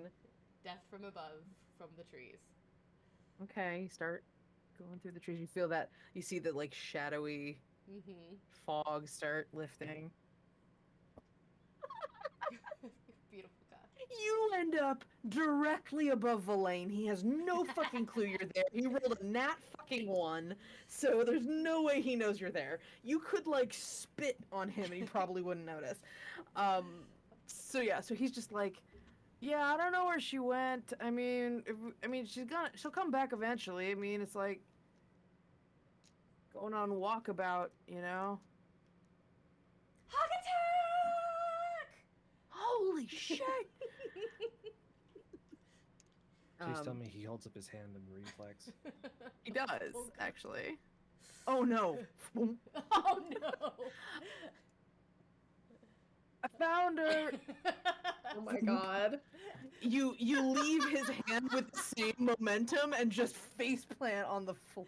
She's laughing her ass off. You okay? I didn't mean to. Fine. Okay, sorry. And he reaches down to like help you up, but then oh shit, okay. And he offers Thank you. his mortal hand Oh, to you. Getting sloppy Not if I the- can sneak up on you. Well, you know, everything makes noise here. The bells, just fuck off. And and you two head back to the path. Everyone's like waiting. A couple people, the twins had kind of meandered. They're not twins. I keep calling them twins, but it's fine. The Tabaxis are also kind of like looking around. Toshi looks over from up on a branch. Oh, you found her. Okay. Yep. And he hops down. And I know where we need to go next. After the farm, of course. All right. Okay. That's random. For like the next bit of historical knowledge, or I think so. Or really good pumpkins. I'm not entirely sure which one is the actual clue. it's not early season for pumpkins, is it? Oh, Those And two Arcos things goes. are very different. Arcos is like, that's not a problem here. That's why we have to do the crop cycling. You can't really predict, like, everything grows, so you just gotta pace yourself. off to the east, not a big city. I'm not sure how big it is, but I guess really good pumpkins grow there. Oh, I'll ask Linnaeus. It sounds familiar, but Yeah. I'm not familiar with all I have the a rough idea farms where around. it is on the map. I can definitely sketch it out, but yeah, I found a kid. His name is Keith. He's really cool. And You found another child. he's like me. Oh God. Short. Most children are. I What am do not you mean a he's like child, Verlaine. He kind of grins. Like a goblin. No, like a Nicosta. Oh. Like a not a goblin. Like a not a goblin. All right. So where'd he go? Does he want to join us? Was he in the woods? He was. She actually turns to Oliette, completely forgetting everything else that's going on. Oliette, he was like my clubhouse back at the farm, where I had the Baba Yaga teapot and everything. Mm-hmm. He had the pipe, and his pipe did the same thing. Where if he put it up, he didn't like actually put it into his mouth, but it was the smoke came out of it, and I put my teacups down, and it poured the hot tea again. It was just like that. And then he drew the map, and he said we needed to go there next.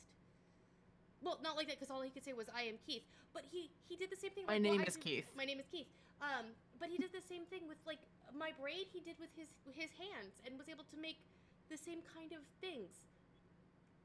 His Oh, yeah. hands? Cut his fingers off? No, his nails. Oh. Okay. No, I don't know what she's talking about either. Oh, yeah, I'm not the only one. Is this a...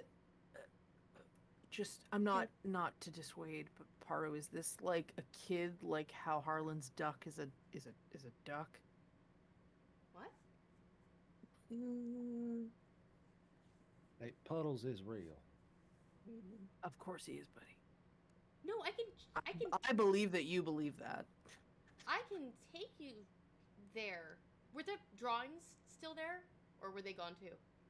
They were gone. I believe you. Thank you. I mean, we live in a world of magic and And invisible ducks. And Yeah, just we have crazy shit coincidences. every day. It's fine. Yeah. He drew the Baba Yaga. He had a picture of the Baba Yaga's hut on his wall. well, that is of some significance then. Yeah. Well, then we'll go to the So- pumpkin So we're going to a pumpkin Town. patch next.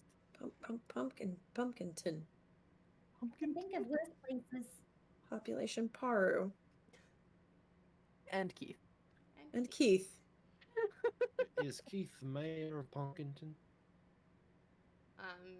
No, I'd imagine he's the ambassador. Oh, that makes sense. Yeah, if he's asking us to go there. Or the head of tourism. okay. you I'm guys can excited stop that making you're- fun now. No, wasn't making fun. Wasn't making fun. Just sorry. I'll just kind of like nudge Paru a little bit. We Okay. we weren't making fun, Paru. We were just goofing. It didn't mean we didn't. I believe you. And yeah, let's go to the. Here, and he brings the map out. Whereabouts do you think it was? Can I see on the map roughly where it was?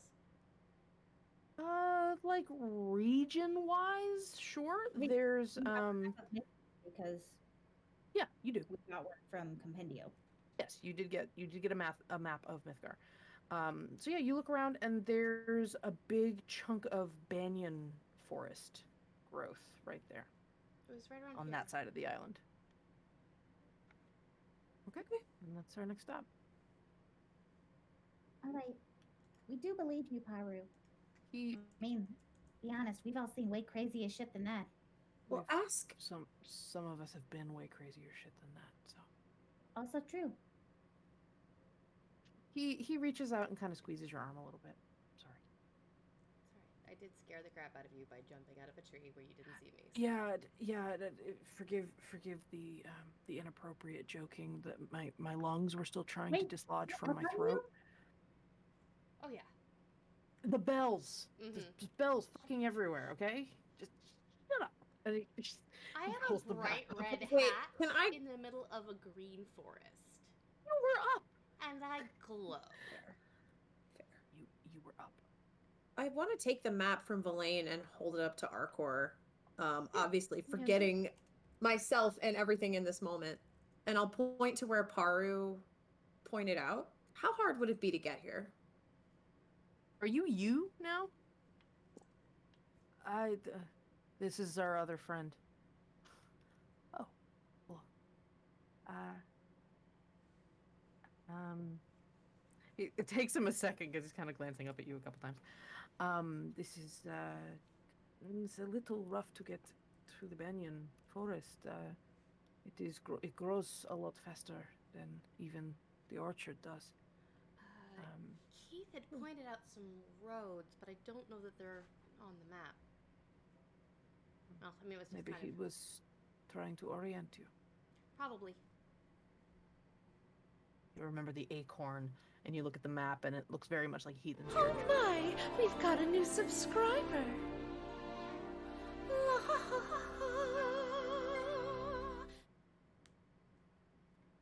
So yeah.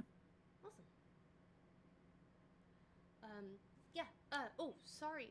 Yes, this is our friend Oliet. She's been Oliet, Oliet for a hello. while. Well, it seemed like this was the. So am I sorry, still we were- growing? Yes, you're 2 inches taller now. You're now 2 inches taller than Villain.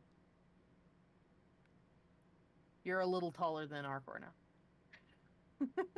It's very nice to meet you, Oliek. He offers a hand. I'll shake it. Okay, it's a nice, warm handshake. Welcome to the travel. We're before we had a little bit of a diversion. Sorry. It's all right.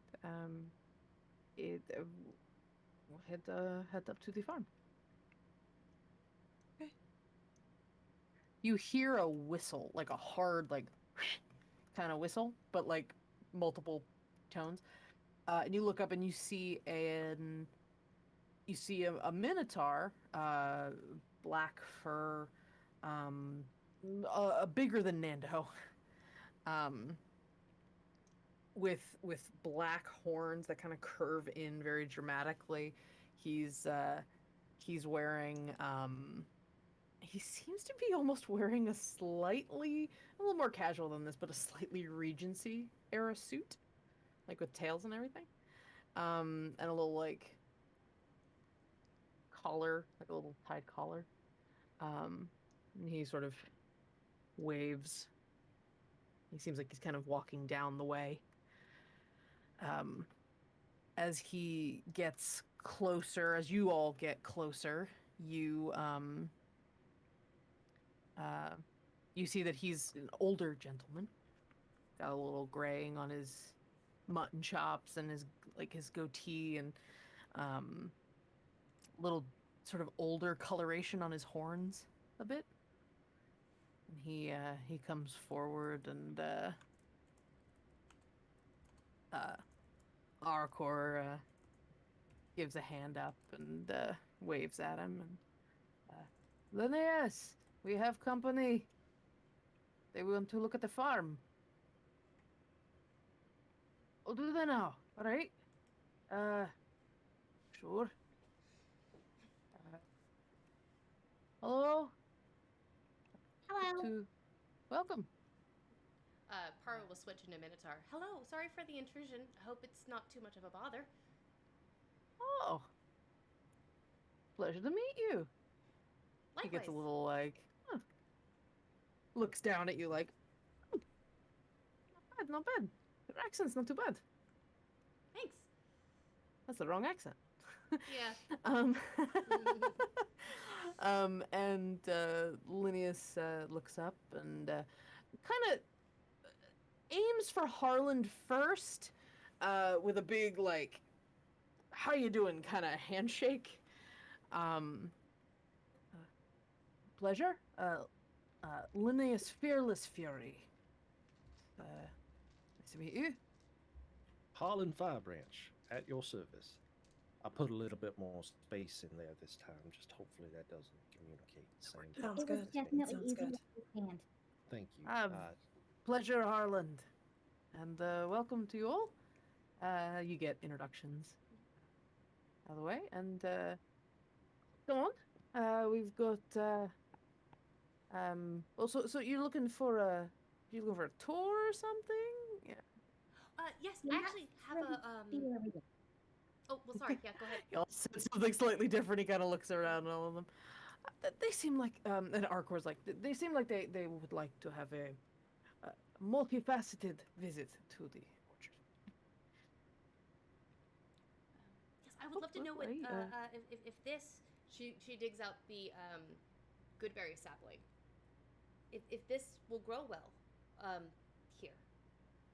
Alas, everything will grow well here on Mythgar. Don't you worry about that. Let me take a look. She hands it over. And kind of glances. Oh, it's lovely. Very well kept. You have a little greenhouse in your backpack or something? No, it's just me. Druid. Well. The greenest of thumbs then. She any, also have her goblin thumbs that are absolutely 100% Yep. green. And he kind of chuckles even more so. And he takes a look at the sapling and he kind of, yes, this is lovely. What would you say it was? I've never seen it before. It's a good berry bush. Good berries. Well, shite. That's quite a find you got there. You got so you're looking to like find a planting for it, or Potentially. well, things will grow pretty fierce around here. I Find can yourself see good. that. She Well, you points find at yourself a good spot with lots of its own private space, so something doesn't take it over. But yeah, absolutely. This would probably grow quite well. Thank you. Had some good berry wine before. I had never killer. considered that as a possibility. Killer stuff. Well, I suppose the opposite of killer. Did it maintain the medicinal properties? Oh my god, Oliet's mind is blown. Suddenly, this bush became much more interesting. I care now. I'm engaged with this bush. Uh-huh. And Arcor says, "That's right. We did have one, didn't we? 15, right?" And he goes, "Aye. As a very fine anniversary present. Almost makes up for the hangover afterwards. Kind of perks you up a little bit. It heals any of your hangover, but you still feel it a little. Worth it. Got it from a merchant chap. Little fellow on a bug. Oh, Indio. We ran Well, into that's him. the guy. Yeah, he takes the loops around all the time. Neat. He was nice. Hey, got well, not a great deal on it, but you know, it was worth it. Kind of elbows Arcor a little bit. So, to the house then. Well, aye. And he hands the good berry sapling back to you. Thank you. I don't think I need to tell you to take very good care of this. Thank you. I appreciate it. He's very big. He's a very tall guy. And so yeah. And Arcor goes, I met this that's the wrong fucking, this is what happens to me when I do Scottish and something else. These youngsters were over at, they were at the Donshire. They met Nando. Oh, hi. How's my grandson doing? Very nice. Well, He was raised well. He's got his mother's kindness in him. It's wonderful.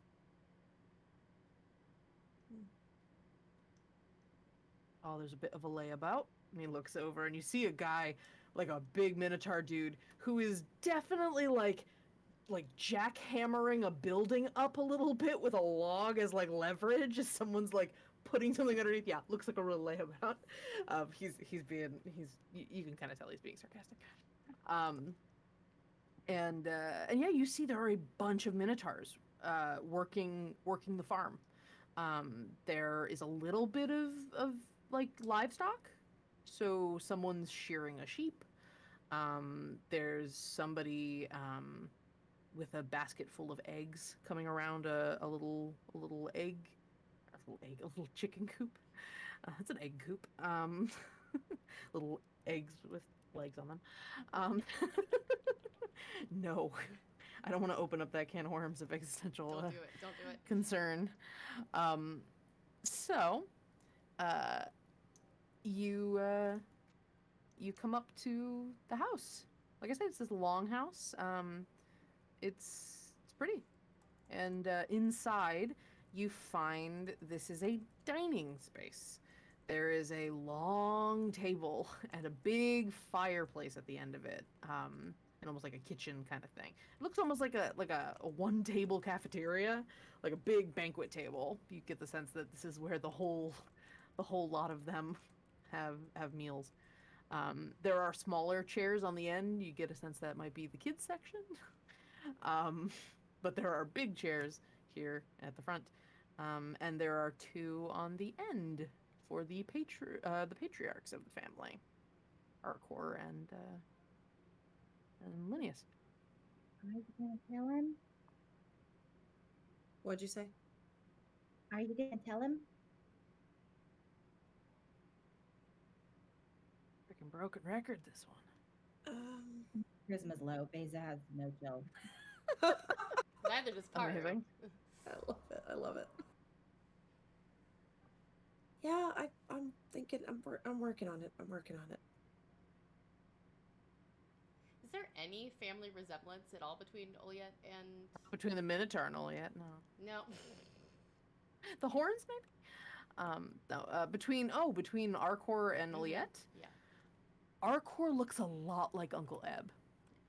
Rather, reverse that. Uncle Eb looks a lot like Arcor. The coloration, he's definitely a darker blue than Eb. So there's a vibe there a little bit. There's things here and there. What color are your eyes, Oliet? Silver. Silver? He does have silver eyes. He's like Oliet, but like slightly desaturated. Not quite as blue. That's probably the biggest ones, the eyes and the skin tone being a dark blue.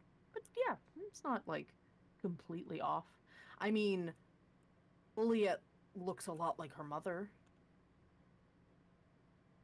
In a lot of, or actually, yeah, it looks like a lot like your mother in a lot of ways.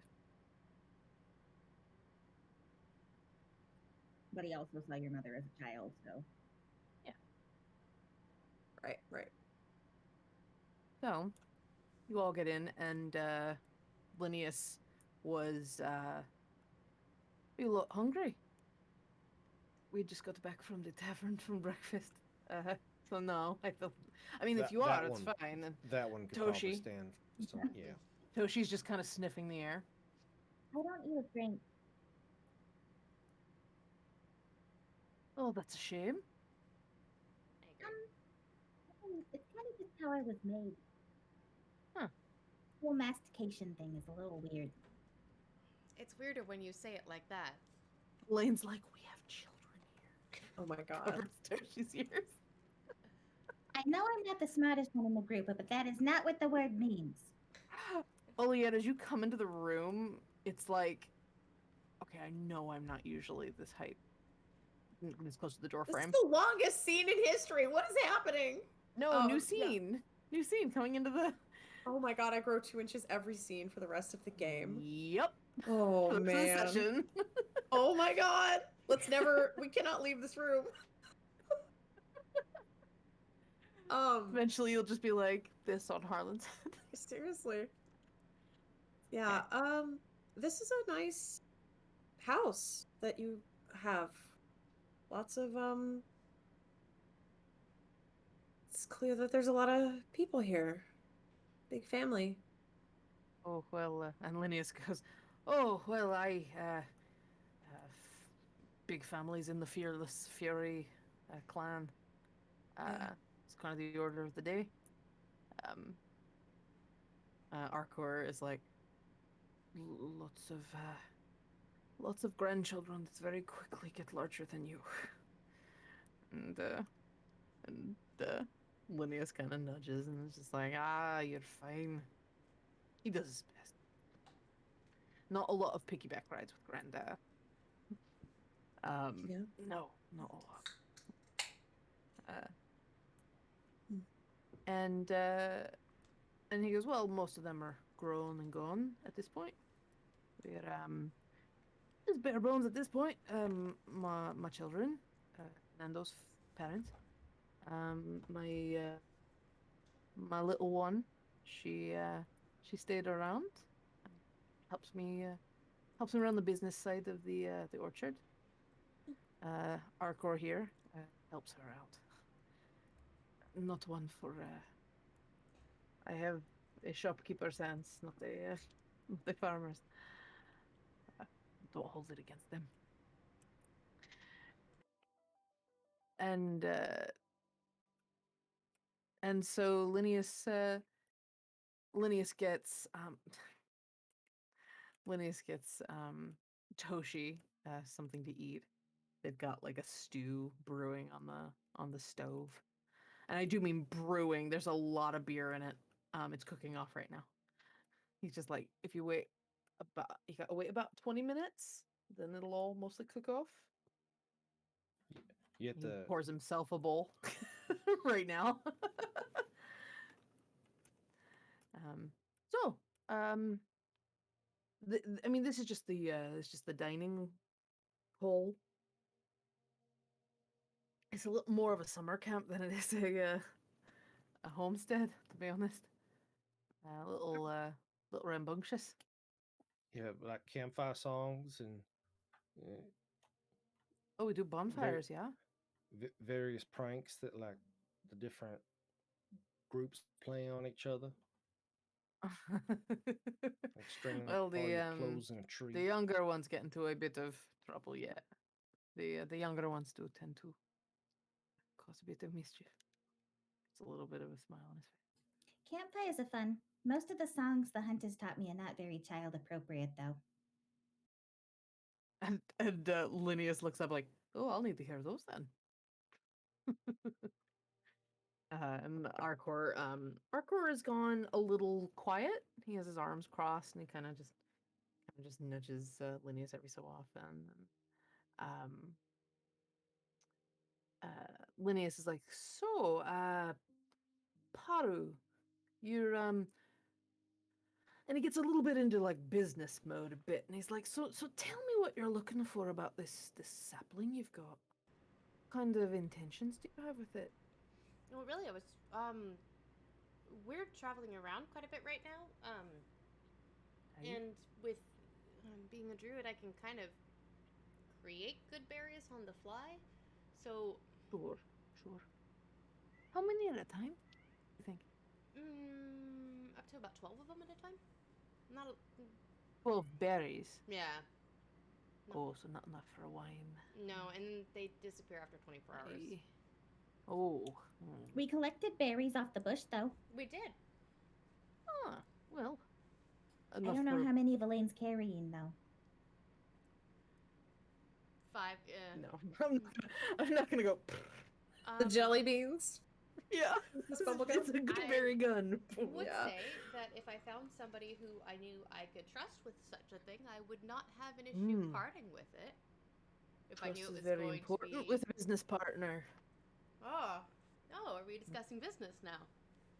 I All never right. treat anything that grows in the ground. I treat with the utmost seriousness. Okay. As they settle into this conversation, I might tug on Harlan's sleeve and try to drag him back outside. Oh, yeah. Let's Just slip out while they're having this conversation. Valaine is standing guard at the soup as Toshi's getting like a little too close to her. the ladle just like 1930. Yeah. You got how much longer? 19 minutes and 20 seconds. Toshi, if you're that hungry, we still have some jerky. Just like steam in his face. Like Valaine takes him at the top of the head, turns him around, and like directs him towards Beza. Beza reaches in her storage pockets and pulls out like 3 different kinds of meat jerky because she's killed like 3 different kinds of things on this trip. I know, growing boy. Just cheering on it. Can't get enough. Yeah. God, You you're think like you my might younger be- brother. Does anybody know if do boys tease twice or something? Just kind of staring at him, gnawing on the jerky. No, they don't I teeth don't know. twice, but they do eat and grow a lot. As someone with 16 younger brothers. Wait, Toshi? 16? There's a Toshi lot of my looks family. terrified. Or Nickit. Nickit looks terrified at the prospect of that many brothers. You know, I'm not the oldest, right? Like, I have just a ton of family. I'm good with the one. Yeah. So, Oliette and Harland, you wander outside. Air. You see a couple of they're basically moving a house. They're like lifting it up off its foundations, and like there's logs that are being rolled underneath it so they can start pushing this this house. It's a small house though. Your in-laws are tough. Whew.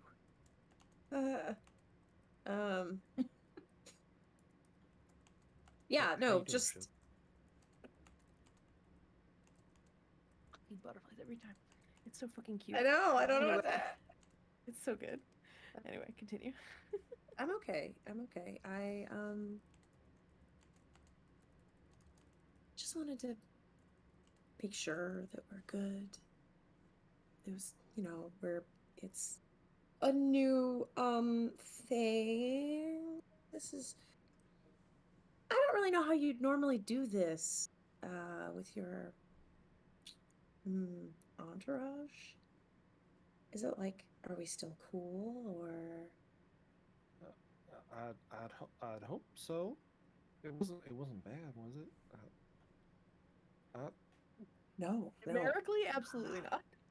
On a scorecard, you would be doing very well. I just wanted to make sure we're still good. Well, yeah, why wouldn't we be? I don't know. I had a great time. I just wanted to make sure that you also had a good time. The duck thing gave me pause. It's got more paddles than paws, but Fair. I walked into that one. Webbed claws.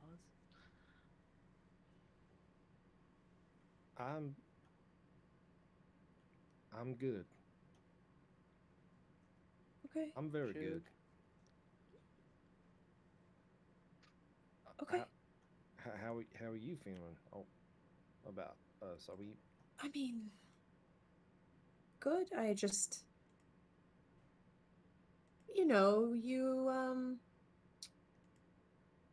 listen, I'm not trying to be clingy or whatever. Like, if you want it to be chill, it's chill. I just don't know what happens the next day. I don't know what happens after. Well, everybody was kind of awake and moving around. I was gonna bring you breakfast, but that wasn't in the cards. Oh. You okay, Tess? I'm not. Continue. Love you. Yeah. Yeah. I was gonna check in with you earlier, but things got a little derailed. And I don't really understand what's going on here. Like, I don't know why I feel like I'm way higher off the ground than normal. Yeah. You're approaching me, and I mean, I think this might be related to what happened before we left.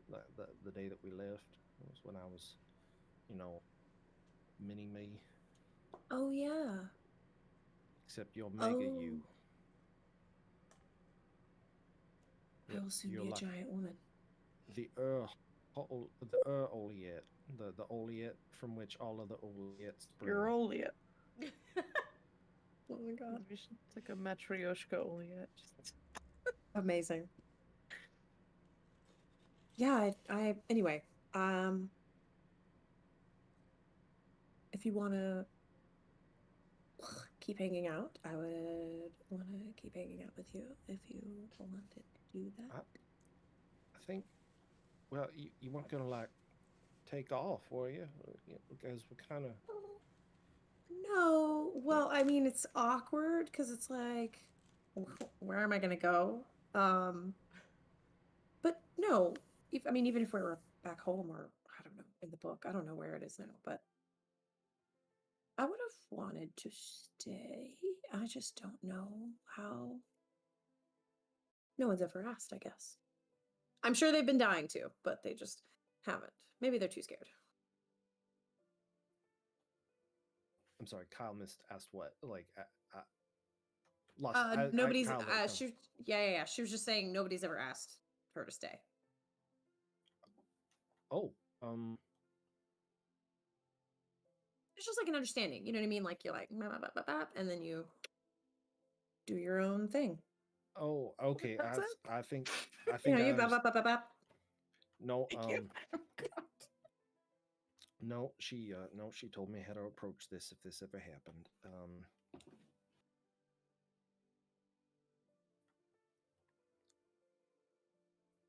I like you, and I would very much enjoy it if we were to continue.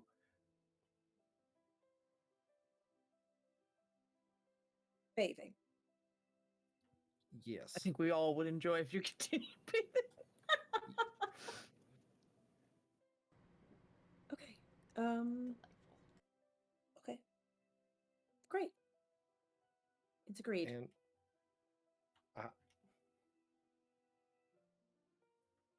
I feel like I should come out and say that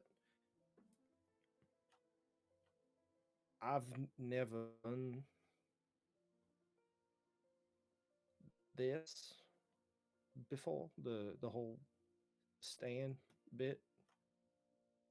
It's always been a kind of a wham bam thank you ma'am situation. Yeah. Lisa said thank you. Yeah. I get that.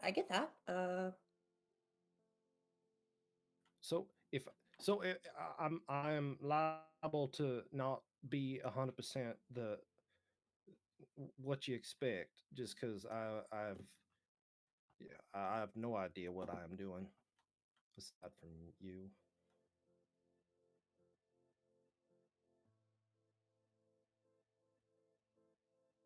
The most devilish grin possible that I can muster. Yeah, Now let's go meet your grandpa. right. Let's go unpack all of that. Right. Well, if it helps, I don't know what I'm doing either. So we can just not know what we're doing together. It seems simple enough, right? And then if you just tell me if you get tired of bathing, or if you decide you want to take a bath somewhere else, I mean, you that's gotta fine. get out of the tub every once in a while, otherwise you never dry out.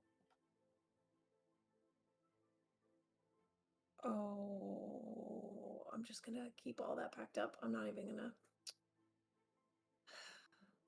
Yeah, that's fair. That's fair. I'm just saying. Somewhere in the distance, Her Majesty of the Folk is like, "Ew, Oh.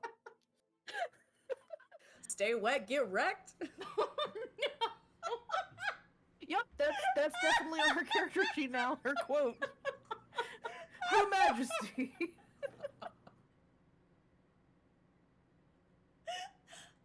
Oh my god. I'm actually deceased. Well, that's awkward. It's awkward that we're. I think we have flag by Twitch for that. I don't know. It's even better considering what I sent you earlier, Tessa. Good. And Lane with Mission her accomplished. weekly diet soda choking. It's great. Oh my Good job. God. Good job, everybody. Good team. I mean, every once in a while, I do like to shower, and it's, it's This has turned into the most awkward metaphor. what we're talking. Are we talking about bathing still? I'm talking about fucking. Oh, then yes. Cool. No doubt. That would. No. Oh, cool. No doubt. Hearing Yes. Harlan go. Cool. Cool. Yes. Yes. Please. Mm-hmm. Yes. Okay. Oh my god. Okay. I just wanted to just. Do you think we should I'm dead. say something to Beza and Haru? I mean, I don't. They are certainly, I am sure, wise to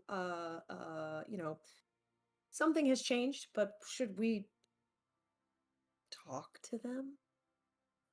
I mean, do we need to like sit them down and say, "Now listen, when a furball and a tiefling love each other very much"? Is it that kind of a conversation? Because I don't We think we're could quite there save that yet. one. We could save that one. All right. Maybe When should I, she's older. yeah. I don't know if I were. I might want to know. I don't know. I don't know if it'll matter, but it might be courteous. I'm good. Is this so? Are we like? Is this like? Are we gonna go to the store and buy those little like wooden hearts that fit together, and then you keep one I mean, half I and I would keep the other? prefer that we didn't. Well, I've always thought they were kitschy, so Yeah, we can skip that. We can skip that. We don't have to do that. I just mean,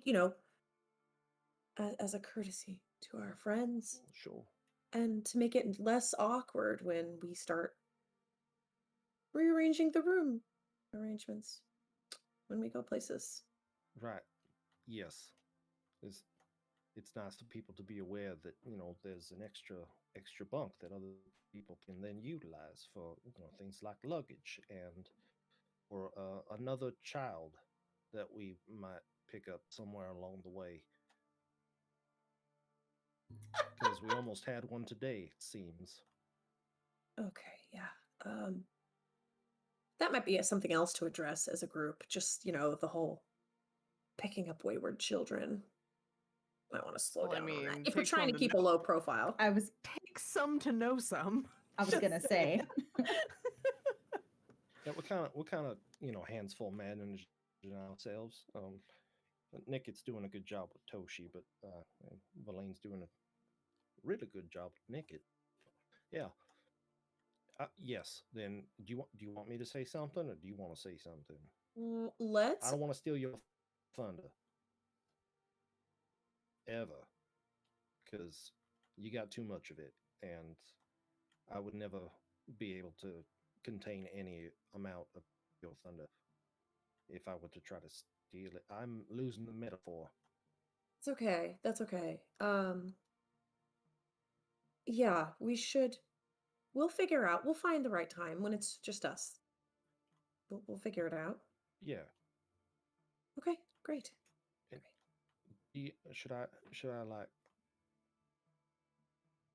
uh so are we uh, are you my girlfriend now?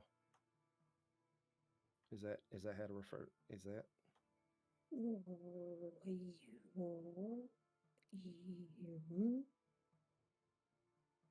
well? There's always been another G word that I've used, and it was never this type of situation. Oh, whatever feels right. That's fine. It doesn't bother me. It's a new word. It's a new word. I mean, you would then, I mean, you could call me your girlfriend too. That wouldn't quite be accurate, but My bold friend. I like that. Okay. Perfect. Okay.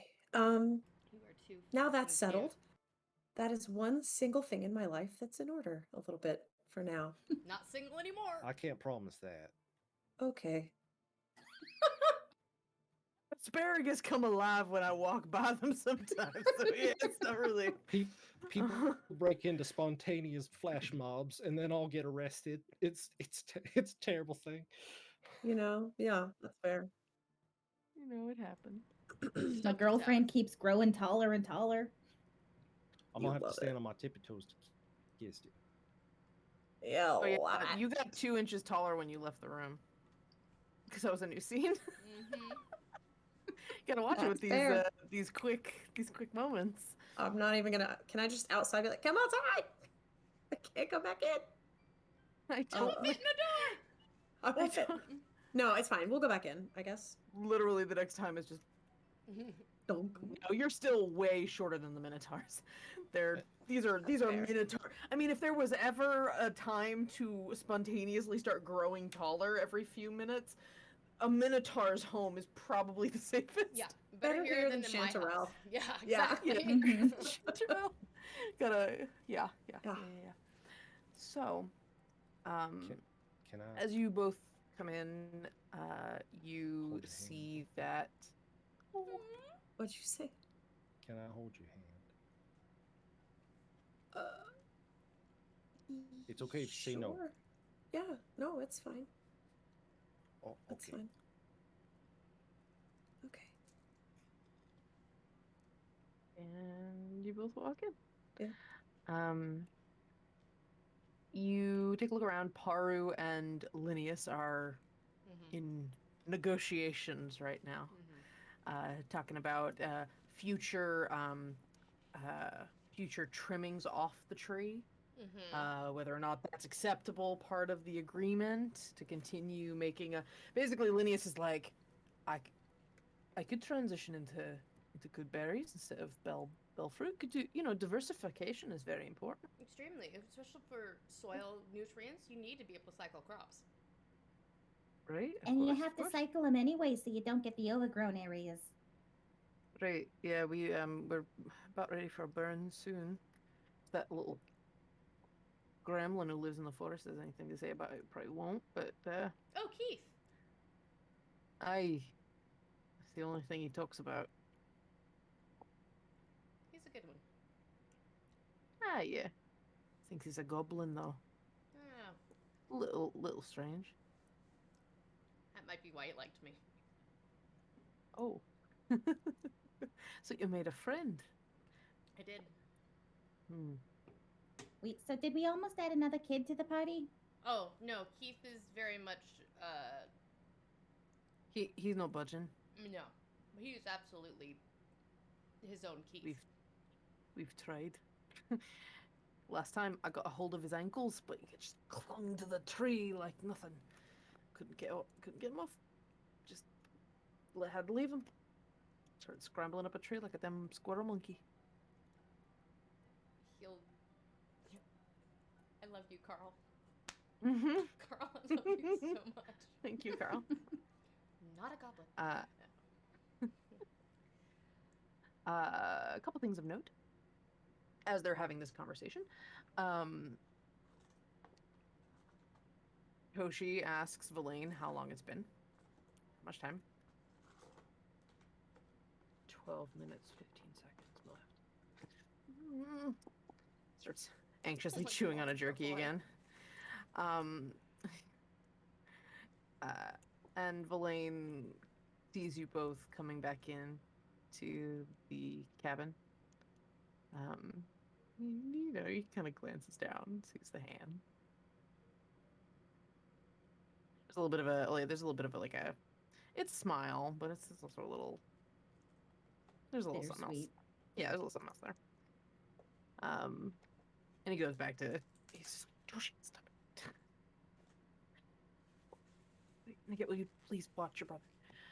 And it's weird. Like he's slipped into this he slipped into just the tiniest bit of dad voice for a second. He's really unexpected. And you see Linnaeus and Paru, and you see Arcor. He has taken a spot at a table by himself. He's looking at the fire a little bit. He is smoking a pipe, and just kind of there's a little quiet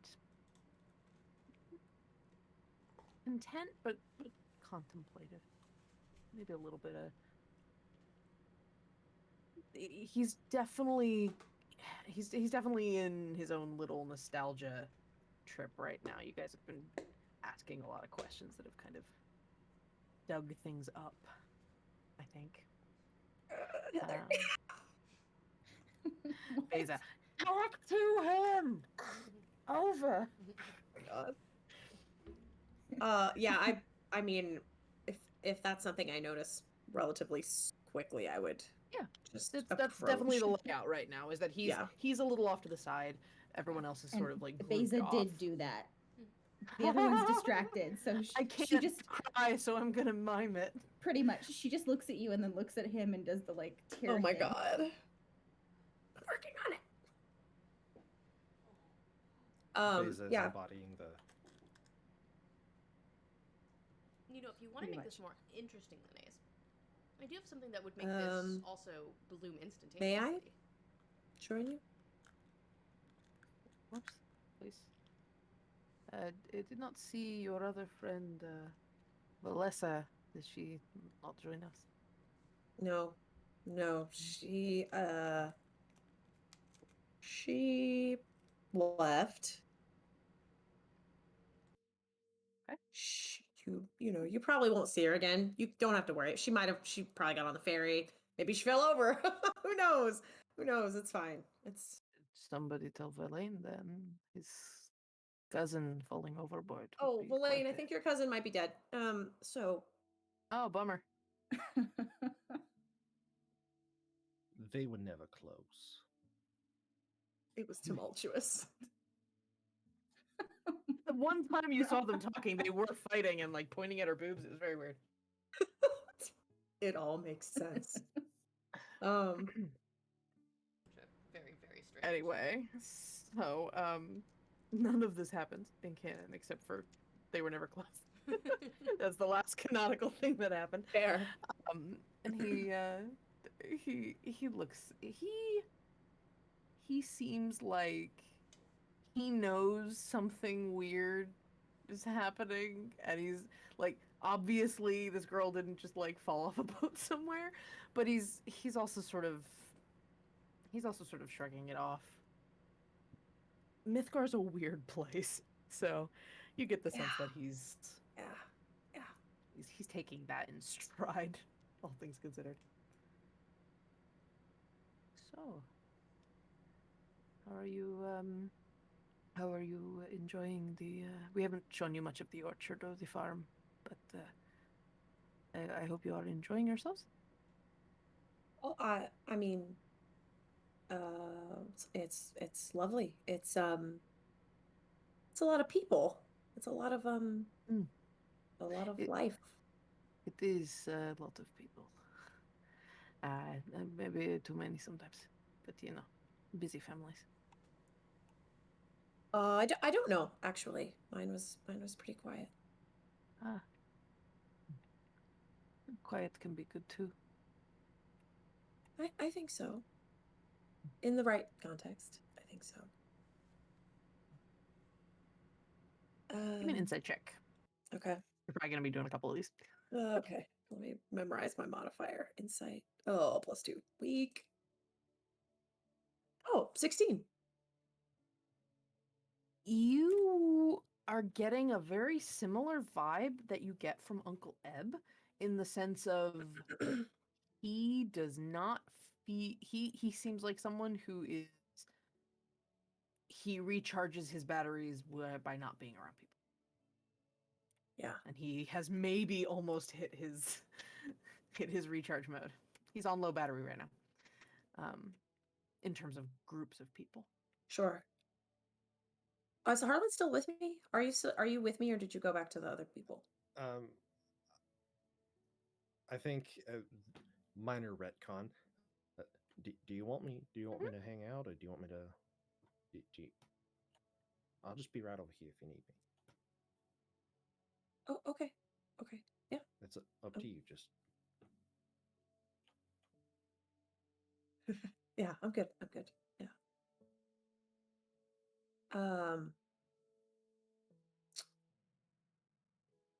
I will in Infernal, I'm going to lean over and in Infernal say, you really should have eaten your salad.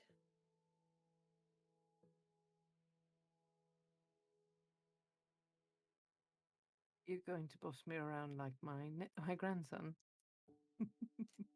I have it on good authority that, believe it or not, vegetables are actually quite nice. He looks incredulous at you in a kind of a joking way. Like a stubborn grandpa kind of way. I've seen that look before. I assure you they're not that bad. There is another, the only other in my home, who also struggles with their vegetables a little bit. Very fond of tea, though. Huh. But there is something accounting for taste.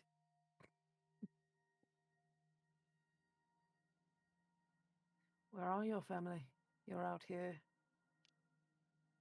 by yourself. Well, with your friends. Yes, not alone. Well, funny. The answer to that question has actually only just changed today, it would seem. I will produce the photograph out of my bag. He almost has a little bit of confusion and then a little bit of a light bulb just before you even show him the picture.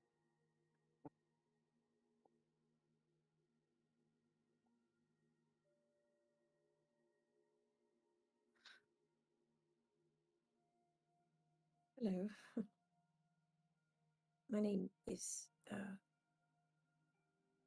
Oliet. My last name is Zindanar, but my family name is Darit.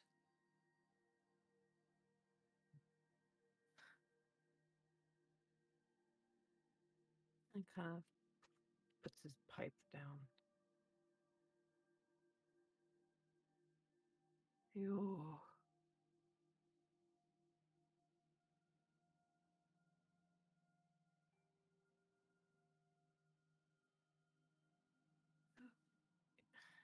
Not normally this tall. I wasn't going to comment. That's really hard to explain. It'll go away, I hope. Plenty of odd things happen in this world. Yes. Oh, yet your who were your parents? Well, I only know half of that answer. I actually didn't know either of my parents, although I do happen to know my mother's name was Histara, and I grew up at the tea shop. It's more of a proper bookshop now, but Ebzik is my uncle. Epsic. He rather looks like you, actually. It's a guess. I have unfortunately, no definitive proof to offer you, other than my face. And the address. That too. Epsic was my father.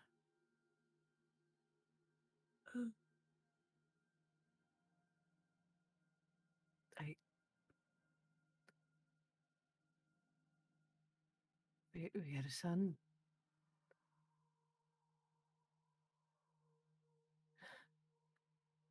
And Histara isn't.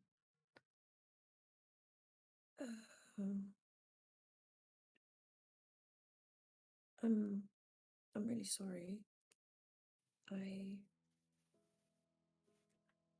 It's all right. It's 50 years. There was always There was always a chance that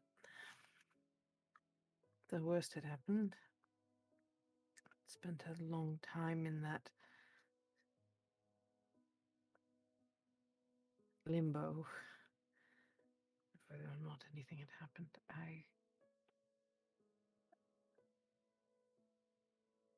I assume that you never met your grandmother. It's only been me and Uncle Eb.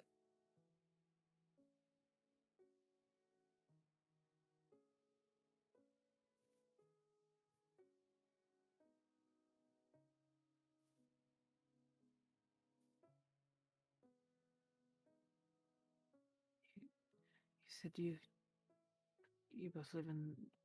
You said it was a bookshop now. Yes, Uncle Eb is rather proud of it, but it's one of the last few. But he's doing his best. I don't think he knows about you. I don't know for sure, but I didn't know about him.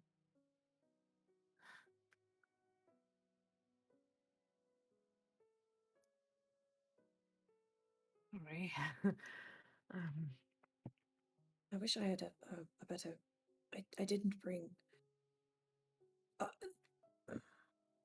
You brought me news, which is more than I've had for half a century.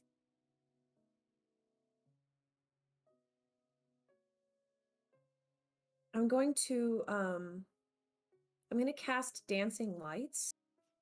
Okay. But instead of the 4 individual lights, I'm going to merge them together into like a vaguely humanoid form. But as best as I can, I am trying to recreate Eb's face and his general stature. Yeah, so it'll be like a bust. It's not a hole. But I'm trying to concentrate some energy into giving him. I don't have a picture, but You have thaumaturgy, right? I don't. You You don't. also have a changeling. That's true too. We do. We do. I guess I don't know. That seems. I've already. I'm gonna try dancing lights first. Okay. Give me whatever you're spellcasting. Give me a spellcasting check. Like roll your. Yeah. That is what is it? I think it's a +3. That's an 11. Okay. It is vaguely humanoid. There's maybe a bit of horn shape. Nothing that would indicate anything other than maybe you got the color right. Yeah. It's this blue, sort of desaturated blue. You can sort of see Uncle Eb. Yeah. In the it's shape. not clear enough. No, because you're not doing detail. It's literally you can't sort of. Yeah, it's you hard can to. only sort of additive light. You can't really like make shadow. Yeah.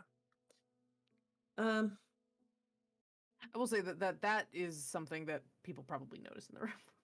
It's like lights. Beza's been watching.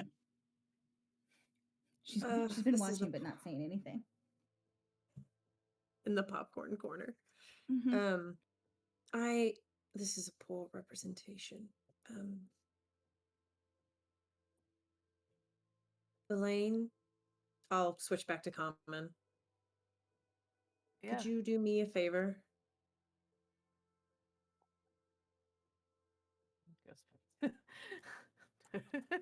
She's like 4 minutes. Oh, baby. And I'll just goes. Just eat it. Just let him eat it. It's fine. He's fine. Villain comes over. Yeah. What do you need? And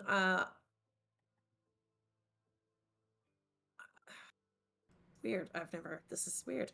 I need you to help me show him Eb. Can you do that? do that. And he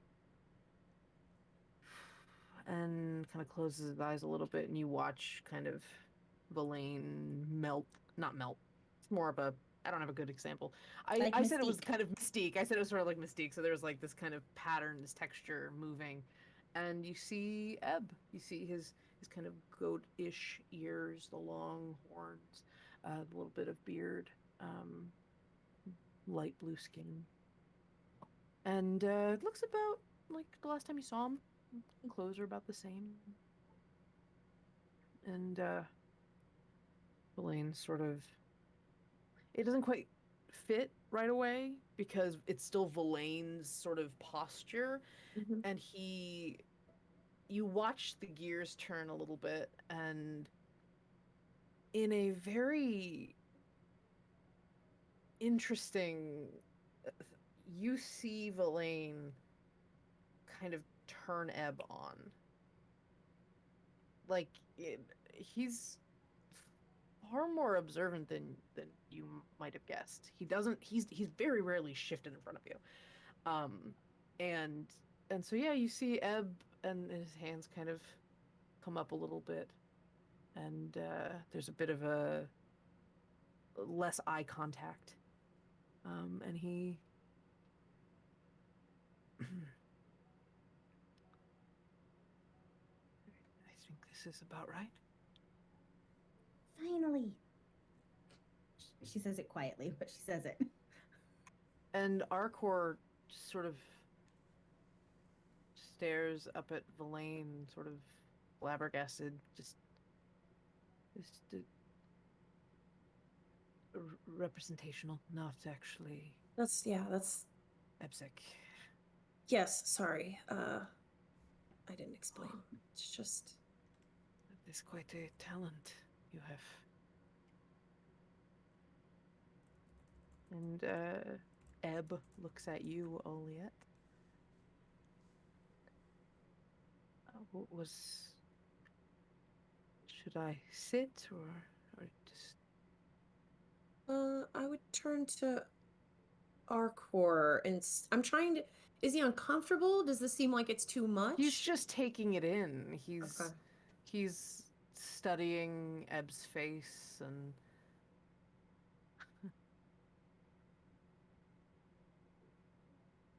I'll switch back to Infernal.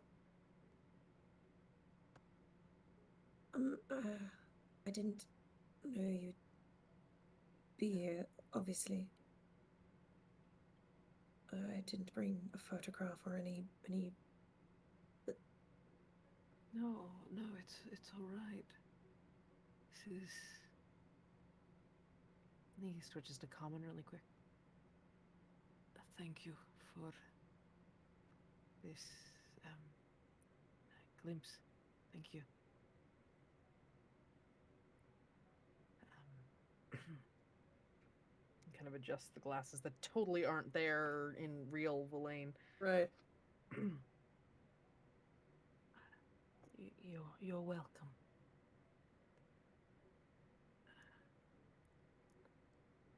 And you watch it kind of shift back into Verlaine. Verlaine kind of holding his hands like, I'll leave you alone. Beza shoots him a small thumbs up. Gives you a weak smile. And Arcor just kind of watches Verlaine leave a little.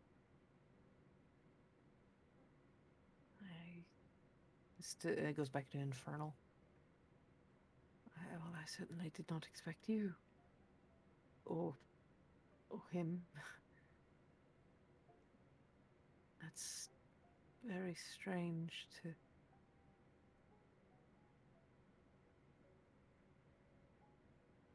confirm something that I'd spent so long fearing, but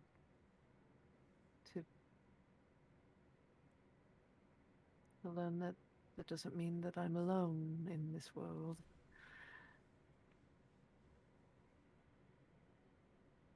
Not that if you didn't expect me, it's not any expectation or pressure of any kind. You clearly have your adventure. Yes, we cannot stay long. We have many pressing issues to attend to, but if you are planning to well, if this is where you'll be, then I'll know where to find you. This is my home now. Yes, Linnaeus and I built a life from the ashes of the ones we'd lost. But we're not trying to forget them. We're just trying to live.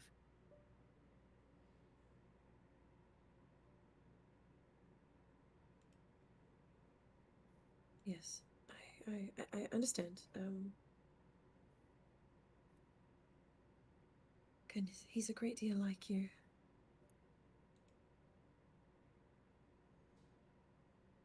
Ebsek.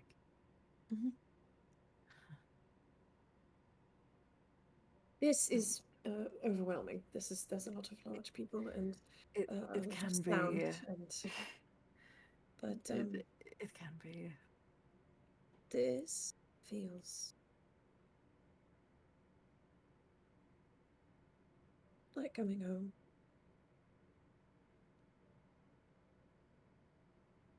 He nods a little. I know what you mean.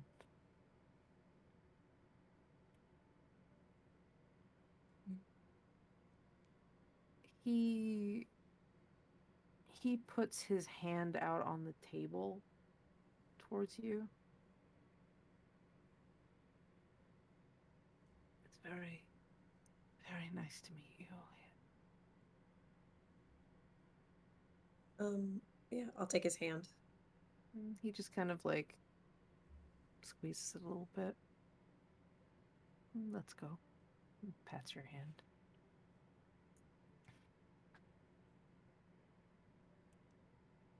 Oh. No sense crying in our teacups, metaphorical as they may be. I'll just blame the fire. It's fine. It's the smoke. Yes.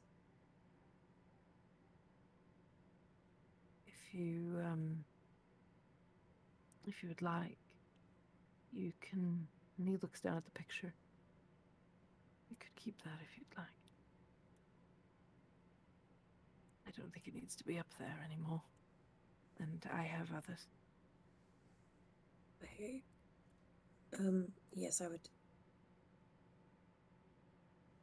It doubles my collection, so I'd like to have something to show Eb.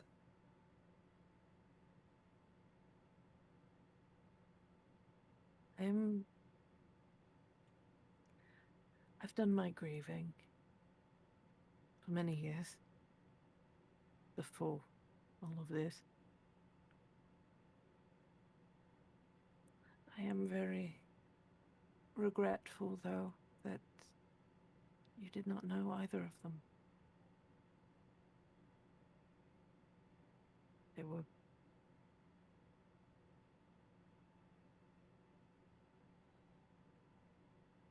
beautiful in every way.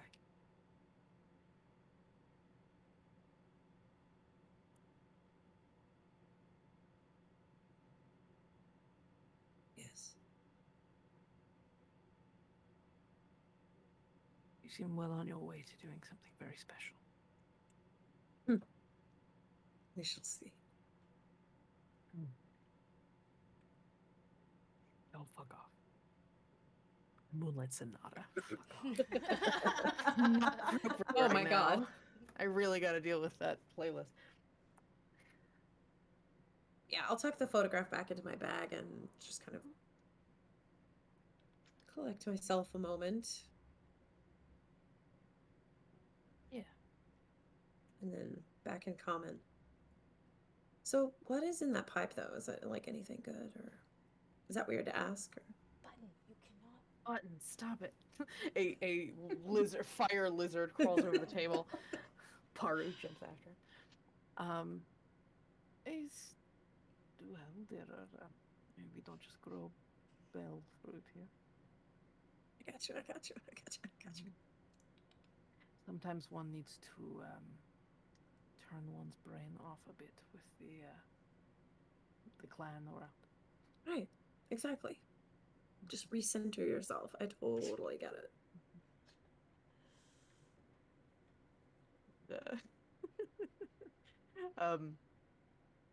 You get an offer at some point later. But yeah, you spend a little time here.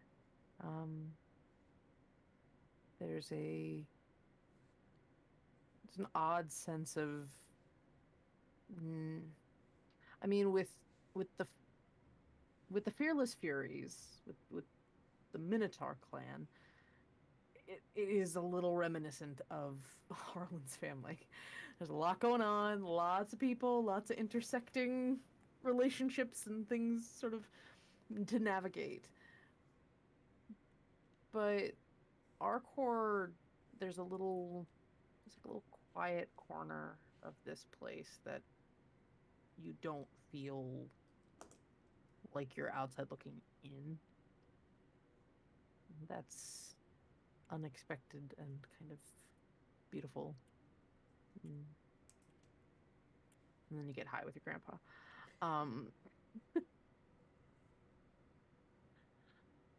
And I think, unless anybody has anything else pressing, that is where we'll end our session tonight. The only thing I had was that I was going to give the bush over The sapling. On the condition that they call the varietal of wine Storykeeper Cellars. Ooh. After Oliet. I think we could do that. And the next morning, you and Linnaeus march out to a less touched part of the orchard, and you pick a good spot. And yeah. I'll give him one of the Gaia tears. I was gonna say, do you do one of the Gaia tears? Yep. He kind of looks at you a little funny, looks at the green. Break it. Oh, I've seen these. Yeah. And he puts one down and his hoof crushes it. And you get long grass everywhere in that 10-foot radius, and the tree just starts, or the bush starts slowly growing. And eventually it's a complete plant. Give it the best Big. start possible, right? Oh, aye, this is faster than it even does on the island normally. That's, you sure you have to go? You're not looking for a position? Maybe someday. Could use a flora master. Maybe someday, but right now it's back out to adventure. And he looks around. He has his hands in his pockets. Looks out on the ranch, or looks out on the farm, and just goes, "Hey, everyone's got their own adventures."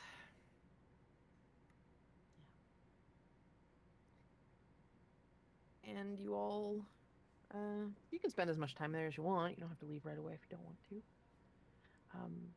I will say, actually, the last thing will be, at some point, Olia, while you and Arcor are vibing at the bonfire or whatever, he asks, would you like to know about them?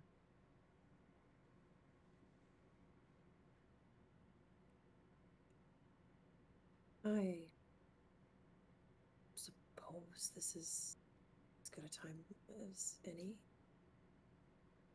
I cannot confess to know much about Histara.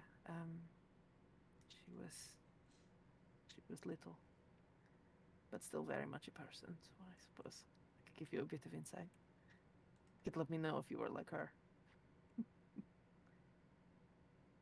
And he spends a little while telling you about your grandmother and your mother. I'll fill in the details for you, but for now we'll just say you have a nice little talk with a little bit of insight into where you came from. Yeah, I would probably stay out there late. I'm sure it ends up late, but eventually go back to the Dawnshire, since we booked the rooms. We had to pay for them. It's not that far of a walk, and yeah. And it gets away from the chaos of the Minotaurs. Mm-hmm. Does Arcor tell his family? Because I feel like that would make things even more crazy. I think he tells them after you go, so that to save Oliet the drama. Yeah, already. Uh-huh. The next day at the Dawnshire, Nando's there like, Oliet! I didn't know we were related. Kinda, sorta, close enough. Yeah. Right. But while you're walking, I swear, this is like fucking Midwestern RP ending. You are walking back towards town and you hear some rustling from the woods at the side. And when you look, you see a pumpkin in the tree. It doesn't have a face or anything, just a fucking random pumpkin. My name is Keith. Told you. And that's for one session. All right, there we go. That's the end of session. You all, thank you so much for sticking it out. I know that last bit, I really wanted to give it the time I think it deserved. So absolutely. So thank you. But thank you all so much for watching, and thank you for our raiders and anybody who stuck around. Any new followers? Dimples and Dice is a great name. Thank you so much for following. And thank you to Mouse for Keith. Keith was amazing. I love him. I love him. Here is the information she gave me about Keith. NPC time. A young human boy named Keith, he/him, who is dressed in a forest-style cloak and carries a small pumpkin with him. As he believes he is a forest gremlin, all he says is, "My name is Keith," and seems very proud of showing off his undying pumpkin. Oh my god, I love him so much. Thank you, Mouse. Forest that was so good. Amazing. It's That's very, fantastic. very good. So tell me, Oliet, by the end of session, have you been tracking how tall you are? Okay, You were so probably like I was 6 up foot or to 6 something. so 5'6". There was twice, so I would have been. You were 5'10" by the time you were walking. We to left, the farm. and then I was up to 6 foot, and then I think there was one more spurt, so I got to 6'2". So you were like, I think you're probably like 6'4" by the time you were walking home, and you're like, "Wow, this is like kind of what Harlan sees as he walks around." Oh my god, I've got to get heels this tall because I feel so powerful right now. Dear God. I can just give you a piggyback ride. Mm-hmm. So, you do wake up the next morning and you are normal height again. It was fun while it lasted. There were far worse things that could have happened to you. You could have been like Harlan, like 4 foot by the end of the night. This is true. All right, and so that is our show tonight. I did note this in the Discord. We were chatting a little bit in Discord. You can go to the Discord community, to our Shenanigans chat, and see the image inspiration that Mouse had for Keith, the cutest little gremlin boy. I took a little artistic license and said Goblin Boy instead of Gremlin Boy, just for the sake of the inspiration that struck after I realized what was going on with Keith. So good. And so happy. I know, I'm very happy with what happened with Keith. Fucking Moonlight Sonata, go away! Never! Beethoven Why? will haunt your dreams Why, forever. Beethoven? Why? Because he's sad he's not as cool as Mozart. Just as a real quick reminder and announcement, if you're in the Discord server, I am going to be starting a new a new little segment for the show called Goonies Headcanons. So if you want, you can tweet at us with Shenanigoons, or like tag the Shenanigoons so we know you're messaging us, or message or DM me in Discord or anything like that with headcanons that you have for the show. Any fun ideas for what's going on in the world, or like little like world buildy stuff, or any headcanons about the characters or ships and things like that, and we'll share our favorites during the shows. I mean, one of I've the already got- ships sailed, so you know. well, yeah, Brussels sprouts isn't a headcanon anymore. That is very much a real canon. That's true. Mhm. The Brussels sprout but- sprouted. Brussels I will say, just as a little teaser, I did get my first headcanon from Anonymous. So the headcanon is, I imagine that coupling wasn't something that happened a lot in the circle of spores, so headcanon, polyamorous Paru shipped with everyone. So things of that nature, totally please share That's them with fair. us, and we'll do a little headcanon sharing, because please, that includes the players. Any theories, headcanons, ideas, things that you think are happening that I'm not explaining, please let me know. I always become leery of going down too many of those rabbit holes, because sometimes I've said something and then a DM has turned it into a thing, and it's not always good. Oh That's my my! husband. I can't imagine Yeah. how that happens. I can't. Mhm. imagine Sounds doing dangerous. that. Yeah, Mhm. not at all. Yeah, it's not That's what good. happens when you. What's up, Kyle? Making a one-off comment about Oliet's grandparents being here and it turning into a whole Uh-huh. fucking Mhm. thing. It was Mhm. great. I refuse to keep any sort of veil over the idea that I don't have all of this planned. A lot of this is improv within a week or two of it happening. So end of the show. Thank you so much to our sponsors, Eldritch Foundry, Die Hard Dice, and Mhm. World Anvil. Without your support and your kick-assness, we would be significantly less kick-ass.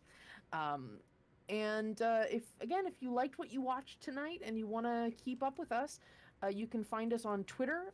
You can follow us there. You can follow us here on Twitch to know when we go live, and you can support us by becoming one of our patrons at patreon.com/nerdsmith. We are going to be coming out with a lot of kick-ass, I'm a little biased. I'm making some, I think, very cool maps, which They look some of pretty which we awesome. will They're start amazing. using here. I know we do a lot of theater of the mind here, just from it's easier logistically. But I will bust out a couple maps soon. Not maybe encounter maps. Right now we've got our world maps, but you can get HD versions of all of them, including links to the live maps as I make changes, if you become one of our patrons. So we will see you here next week for more Shenanigoons, the Book of Fables, chapter 28, and we'll see what the heck our Pumpkin adventurers hunting. decide to do next time. Pumpkin Pumpkin hunting. Pumpkin hunting. I'm That writing might be the pumpkin next hunting down one. right now. What did my kitten just yeet across the? I don't know. You mean your fire lizard? Yep. Totally didn't. All right, breakable at everybody. all. We will see you here next week. I run on Mondays for an hour or two, Discover RPG, which has become Map Making Monday, basically. I prep for Shenanigoons and for other D&D games that I run. So you can come hang out here at 6 p.m. Pacific, 9 p.m. Eastern. But we are here for Shenanigoons every Tuesday night, 7 p.m. Pacific, 10 p.m. Eastern. And we cannot wait to continue enjoying the chaos with you all. Please have a good week. have a safe week. Make good choices. And please, above all, please do me a favor and be good to each other. All right, we'll see you guys next week. To be continued. You know, Angela says make good choices. She's talking to you, Kat. Yeah, make a choice. Make good choices. Button. Night, everybody. Daisy. Button.